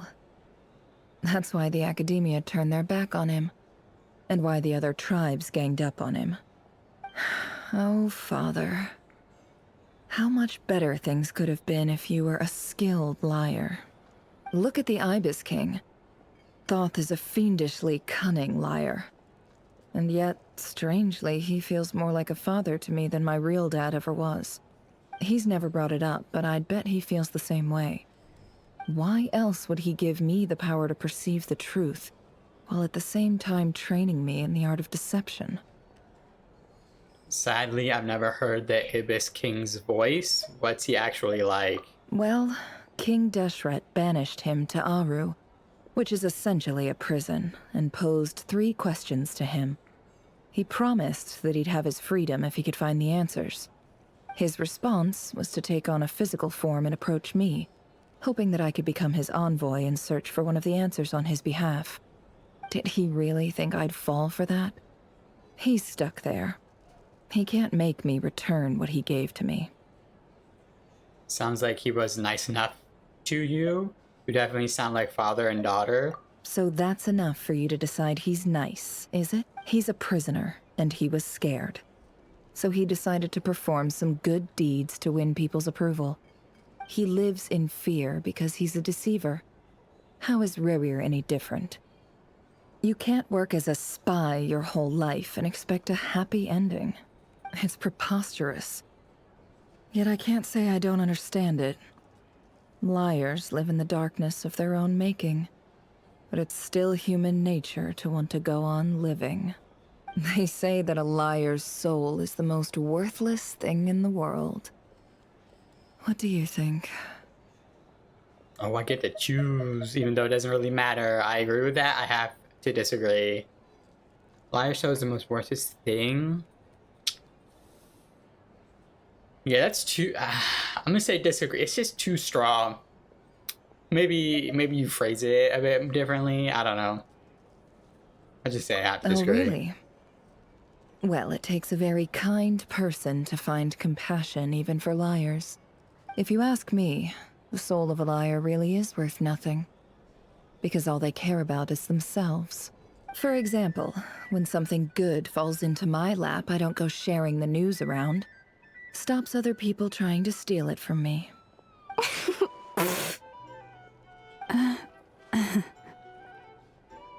I have a feeling some people over there might have overheard that. So be it. They have sharp ears. I can't keep anything from them. Is that your way of saying you've warmed up to them now? Oh, is that what it looks like? What it looks like is you're starting to see us as your friends. Well, you all know my past now. And I can't simply eliminate everyone who knows too much. So I guess I just have to put up with you. For the foreseeable future, at least. Okay, great. When you find yourself in a situation you can't control, the safest play is to keep calm and start monitoring everyone involved like a hawk. In the intelligence world, you need to have a sense of perspective and play your hand accordingly. If you understand what's at stake, please ensure my secret is safe with you.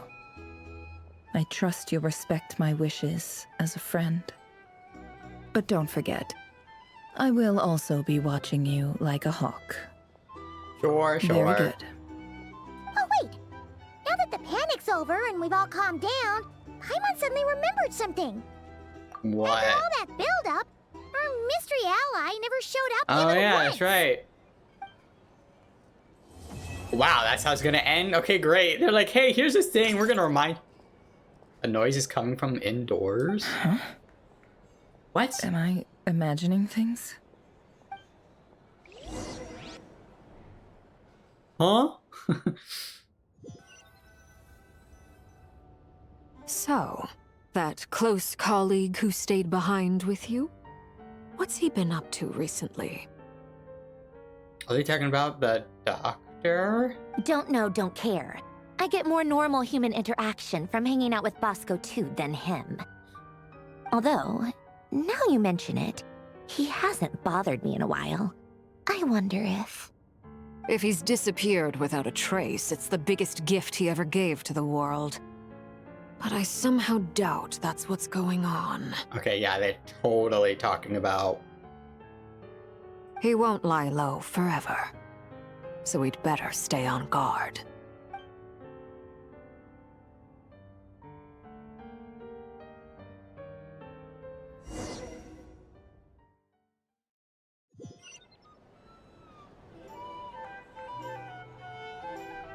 Listen to... How are you gonna... How are you gonna say, yeah, end of the Archon quest, and then keep going? What the fuck? Alright, Nefer, what's up? We'll talk to you again. Ah, Lord Sangama Bay. How lovely to see you. I must thank you for the device you provided. It was an enormous help. Would I be right in thinking that it was developed by the Academia? Why come and ask me when you clearly know already? I mostly came to thank you. That's more like it. A little gratitude goes a long way with Lord Sangama Bay. Play your cards right, and you might even stand a chance of becoming my long-term supplier. The chance to work with such a kind and charitable investor as yourself would be a great honor for the Curatorium. Huh? Charitable? Who said anything about charity? First I'm hearing about it. Let's see. The first plot of land you purchased in Nodcry, your desert interests, and... Stop! What do you think you're doing? Exposing my investment history! Okay. It's nothing to hide from. They're all perfectly legitimate investments. And some of the land you purchased was with the intent of building a sanctuary? Yes, I heard about that too. How did you... You're a curious case, Lord Sangama Bay. You don't like people finding out about your good deeds, do you? But I'm afraid no matter how hard you try to keep things under wraps, where there's a will, there's a way. You did it for Sumeru, didn't you? It was empty land that was gonna go to waste otherwise. I figured if I built something there, it might at least get some use in an emergency. Disasters are capricious things. They strike without any warning. I've lost family to a disaster before, and I don't want to lose any friends or business partners if I can help it. My elder sister used to dream of finding a sanctuary. Somewhere with plenty of food, water, and medicine. Where everyone could live happy lives. It was something I looked into, but after discussing things with the Dendro Archon, I decided on a more effective strategy. The tech people handled the tech, and Moneybags provided the Mora. It just made the most sense. It's a pity that so few people know the truth about you. Everyone says that you view everything in terms of Mora, and all you care about is growing your own wealth. I mean, yes. So, what's the problem with that? Everyone wants to be rich. It's human nature. So yes, I love Mora, and it's nothing to be ashamed of. But surely you have dreams of your own beyond just making Mora. You don't get it, do you? My dream is to invest in other people's dreams. And, you know, make a nice little slice for myself along the way. Just thinking about it makes me happy. That sweet, sweet... Thank you. Yeah. For the device? And the pendant. Oh, that. I was just returning a favor. Don't worry about it. Seems like we've both been away from home for a very long time. Yeah. So long that I barely remember what my family even looked like. That would be your mother, father, and sister? Yeah, though it's been years since my sister passed away. It's not like I want to forget them, obviously, but memory can be even more ruthless than the most calculating business person. Beyond a certain point, if something isn't helping you, it just gets rid of it. My sister can't help me now. Slowly but surely, her face is fading from my mind's eye. It's become a vague impression. Not everything will fade. When loved ones pass away, the beautiful memories are the ones that last the longest. Yeah, that's true. If you ask me, that's the one silver lining in all of it. Well, that, plus, I'm sure that life is much better now than it was back then. Oh, absolutely. I have tons of Mora, a big beautiful house, business is booming, and I'm as happy as can be. Good to hear. You've got a lot going for you too. Boss of the Curatorium of Secrets? I'm sure there's plenty of Mora to be made in that line of work. I appreciate the vote of confidence. Hey there. Looking for a drink or two? Interesting, okay. Weird, a little Dory, Make sure your paperwork is all in order. Or some information. Dory How have you been perspective. holding up? Any adverse reactions? If you start to take a turn for the worse, make sure you tell me right away. You don't need to worry about me, Grandmaster. I'm fine. I mean, I barely did anything, so... What? You're too humble, young man. You played an indispensable role in the battle for Nodcry. We can't thank you enough for your support. Sometimes, when people praise you, it's because you deserve it. The best thing is to accept it calmly and with grace. It's important to learn how to respond to words of admiration. Let's do a quick demonstration. Albedo, that was an incredible feat of alchemy. The pressure was on, but you worked flawlessly at lightning speed to get the job done. Thank you. I can't take all the credit, though. Durin played a big part in forming the alchemical array. See? Did you catch that? A masterclass in how to take a compliment. Okay, yeah. I did work pretty hard to help prepare for the battle. No point denying that. Hey, you guys! Just hanging out. Seriously, a great work, everyone. You all outdid yourself. Hey, look who's bounced back. Looking good, Traveler. Seems like you've recovered. You won't need to take any more medication. Can I get you a drink? Huh? You know how to order at a bar now? You've sure learned a lot recently. It's not that hard. Handling a drinks order is ridiculously simple compared to alchemy. I mean, well, yeah. Don't worry, I'll blend into society yet. Paimon believes it. You're clearly a fast learner, just like your brother. To be totally honest, though, Paimon didn't quite follow all the details when you first explained the plan to us. Don't worry, that's completely understandable. Unless you're a student of alchemy, it's hard to grasp the principle and how the process works. To put it in the simplest terms, we saw how our enemy stole the power of Kuvaki. And that gave us the idea of stealing his power to turn it against him. When facing an enemy you have no hope of defeating, it's best not to engage them in battle. So, instead of looking for a way to overpower him, we decided to help Columbina get strong enough to at least stand up to him in a fight.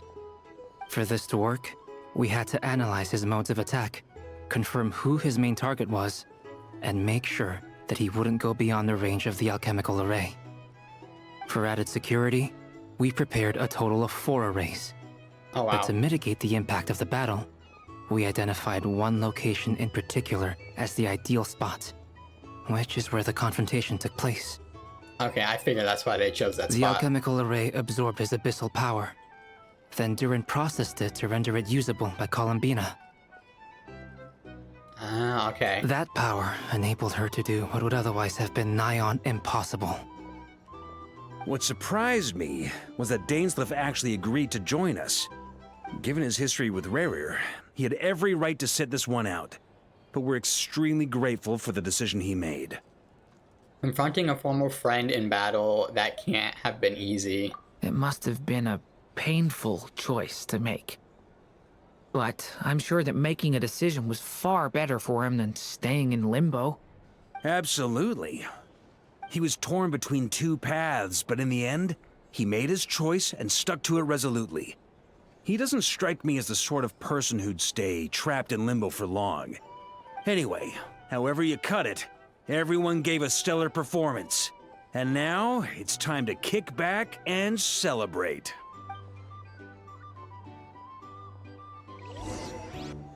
Now what? Are we gonna check out that noise at the door? Oh, more That's the only reason you're here. things. Yes. I've thought a lot about it. And I've realized that you, me, and Arlecchino should be friends. Oh, shit. I think this is very important. So I felt I had to come and tell you. Well, this is a new one. I'm so moved. I can't even hold my teacup. If that's all, you can leave now. Come on, don't be like Do you that. not want to be friends with me? Or is it that Oh, you that's so prefer being sad. co-workers? What is this, Columbina? Are you deliberately testing my patience threshold? Right now, my politeness module is active. But if you say another word, I swear I'll shut it down. Yeah. If your politeness module was active, wouldn't you say the word please at some point? Polonia, please see Lady Columbina to the door. Oh, Will you shit. still invite me to your next tea party? What? Yes, I think you will. Bye-bye, dear Sandrone. Wow. Yeah, you know, when people were like making videos of Columbina, what was that word? Fuck. That word called? Rage baiting fucking Sandro, and I was like, yeah, it's just haha funny, but that interaction was like very much so fucking rage baiting. Jesus Christ. Yes, I think you will. Like, okay. Catching up with a friend, hope I'm not interrupting. That's funny. Last time, the Wild Hunt escorted you out. Would you rather I handled it myself this time? Sandrone, relax. I just wanted to, see how you were doing now that it's all over. Why? Out of concern for my safety? I hope you didn't seriously think that the Rayhir of Solnari would be able to lay so much as a finger upon me, given how prepared I was. Mostly because you kind of helped us out, so we just wanted to check you were okay. Looks like all your robots are fixed, huh? I spy books and teacups on the table. Afternoon tea, so we weren't interrupting after all. Oh, don't you worry about that. tea time is already a write-off. The visitor before you managed to kill my appetite. I see. If you're in the mood for tea, go ahead and help yourself. Otherwise, it's going to waste. My coasters are still missing in action, though. Use this notebook instead. Whoa! Pretty hefty notebook. Look at all those calculations. You can ignore those. They're just dumb scribblings. I doodle and write in my free time. Sometimes I remember the distant, dreamlike past. Sometimes I imagine the far-flung future.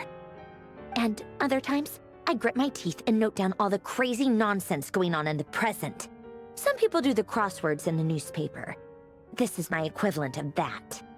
I see. Trying to predict the future is like daydreaming. And writing about the present just makes me furious. The past is my favorite. If nothing else, it's already set in stone, so I don't have to rack my brains trying to figure it all out. Huh. Although, having said that, the only vaguely interesting memory in my past is probably that guy they call Lord Artificer. Lord Artificer? You mean what? Who else? Pretty I much don't know all who the that mecha is. and Fontaine are his personal handiwork. Okay. Wait, are you saying you know him? Like, personally? As a friend? I mean, I guess we were friendly enough. So you actually met him, but he lived hundreds of years ago. Yep.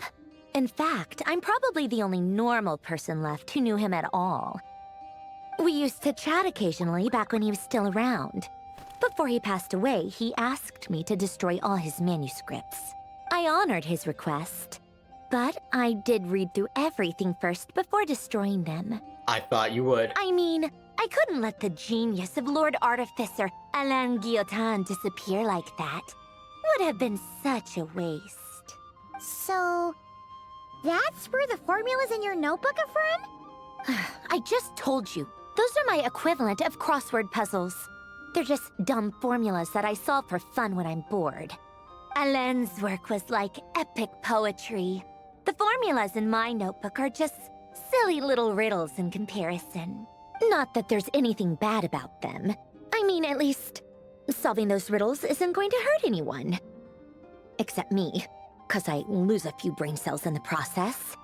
Anyway, while we're on the topic, I might as well tell you about what happened to him and his friends. Sure. Alain Guillotin had two close buddies, Renee and Jacob. Hey, they spent their childhood years did this together in the quest. Nazissenkreuz Institute. I kind of understood it, but not really. Also, it's been like 2 years now. They were all quite competitive, so there was some rivalry between them. But it was a friendly rivalry. But beneath the friendship and the rivalry ran something deeper, a sense of nostalgia for the past. Unfortunately, childhood would end, the prophecy would come true, the apocalypse would arrive, and the future would never be. A mad dream that would normally only capture the minds of lunatics began to take root in their hearts. A dream of saving the world. And if Renee and Alain had been people of lesser wits, that dream would probably have ended up as something for them to joke about in their older years. But alas, they were some of the sharpest minds around. They nurtured that dream with the full power of their intellect, and it grew into something that ate away at their souls. The first of them to fall under its spell was Renee. Against Alain's wishes, he persisted in experimenting on a mutual friend of theirs to try and save their life. Alain did not approve and parted ways with Renee. It's complicated. Alain wanted to believe that Renee only did what he did for the sake of their friendship. But when he told me about what happened, I could tell he still had some suspicions about Renee's motives. Perhaps the seed that would grow into a nightmare had already sprouted in Renee's mind. Even then, the next time they met, Renee's soul had been completely engulfed by the dream of salvation. His futile attempt to change the tide of fate only resulted in a wave that swallowed up the world, even before the apocalypse came. And although that wave died down eventually, I hear that it just recently came back with a vengeance. As I understand, Renee wanted to live out his dream of salvation once more. I remember fighting that thing. It was like in a world quest. It was in weird under primordial sea type looking thing. But I'm told that the attempted resurgence finally died out for good. At long last, Renee awoke from his deluded dream. Though of course by then it was far too late. What do you think of Renee? Do you admire his transcendent genius? His view that any price was worth paying to achieve the lofty goal of saving the world? Or do you despise him? Dismiss him as an evil madman who wrought havoc on the lives of everyone around him as he pursued his delusional dream. Same difference, really. Just a matter of perspective. I admire him, I don't admire, I don't know. I'm gonna say he did what? Let me read this again. Admire him, his transcendent genius, his view that any price is worth paying to achieve the lofty goal of saving the world. I mean, the ends justify the means. I was inclined to go with that. So I guess? Doesn't surprise me. You share one thing in common, after all. You both want to be the savior. The only difference is, your dream came true, and his, well, he wasn't the one who made it come true. What about you? What's your take on Renee? I don't like fanatics who give up their whole lives for their ideology. Nor do I like fools who let their delusions take control. Maybe I could understand if Renee had just been an ordinary person. But he had a sage-like intellect. And still managed to get himself lost in the labyrinth of his own desires. Anyway, that's enough about Renee. Now, moving on to Alain Guillotin, the Lord. He managed to put a stop to the first storm whipped up by Renee. But after that, Alain lost his friends and family. To his credit, I suppose, the loss of his family and friends was purely a tragic accident. It's not like Alain sacrificed them for his cause or anything. After that, the only thing supporting his work was the same dream that had dragged his closest friend down to the abyss. But although the desire to save Fontaine drove him to found the Fontaine Research Institute, Alain continued to reject any form of transcendental knowledge or power. He was suspicious and fearful of it, having seen the way it had affected his closest friend. Okay. I think that formulas and machines derived solely from human intellect were the only thing that gave him a sense of spiritual comfort. Yet Alain's intellect was simply too great. It barely left him space to breathe in his lifetime. Once he realized that the end of his life was approaching, he finally accepted the truth. The Nazissenkreuz Institute needed someone, and a human being, to see its story through to the end.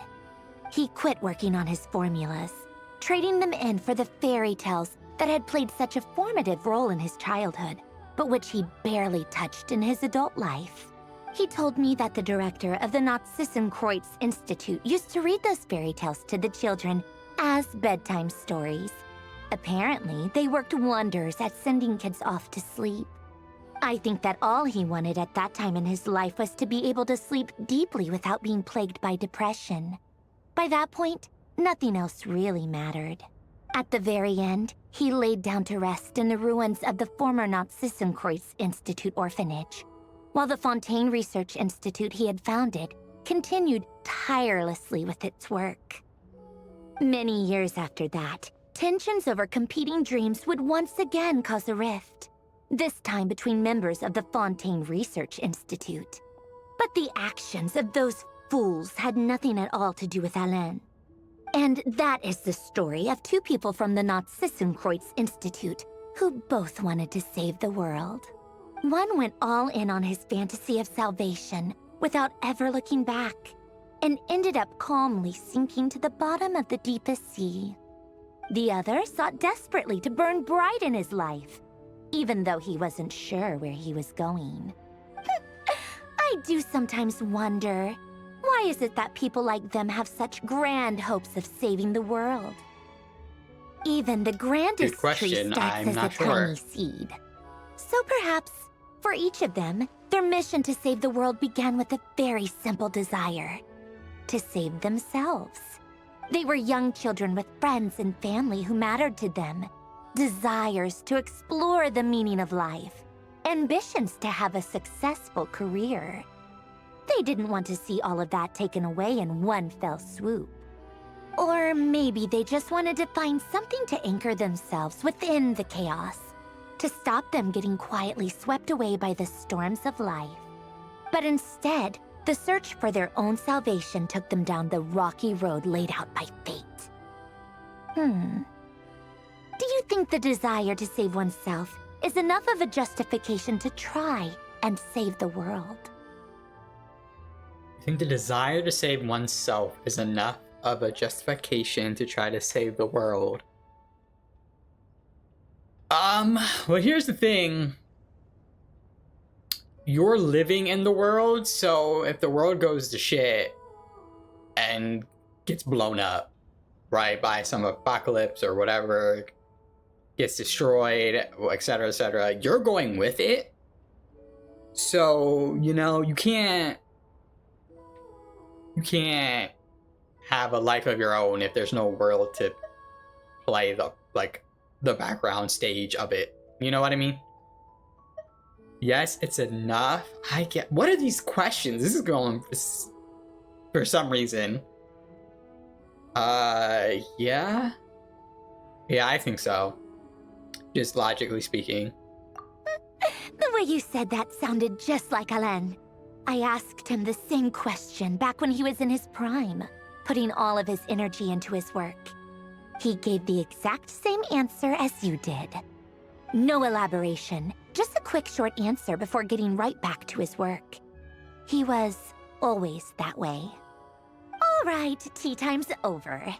I owe Arlecchino a favor for telling me these stories.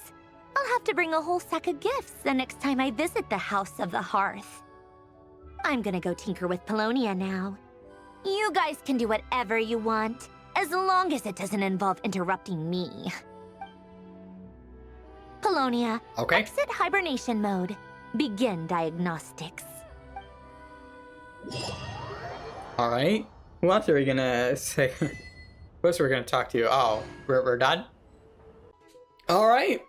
Well, that's it for Archon Quest. Oh, Nodcry's Archon Quest Act 3 and 4. What to say?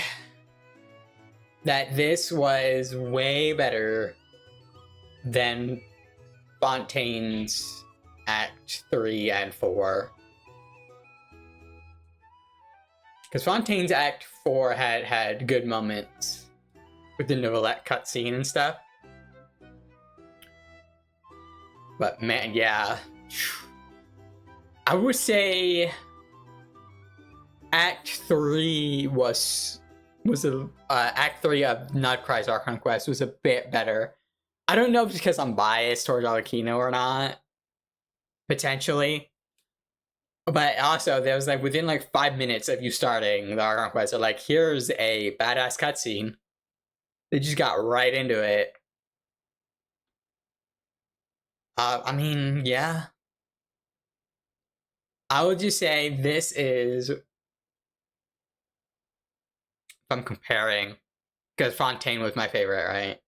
So if I'm comparing Archon Quest 1, 2, 3, and 4 of Nodcry and Fontaine, I would say that this is better than Fontaine. My question is, Ririer's dead. Or locked away. So are we is there gonna be an Act 5? What's that's gonna be about? You know what I mean? He was the big bad. And we figured that out. So now what? The only person I could think of that we haven't seen yet that's potentially a bad guy is the Doctor. Because I know from the trailer, Scaramouche is around here somewhere, along with Alice, but we know Alice isn't going to be a bad guy.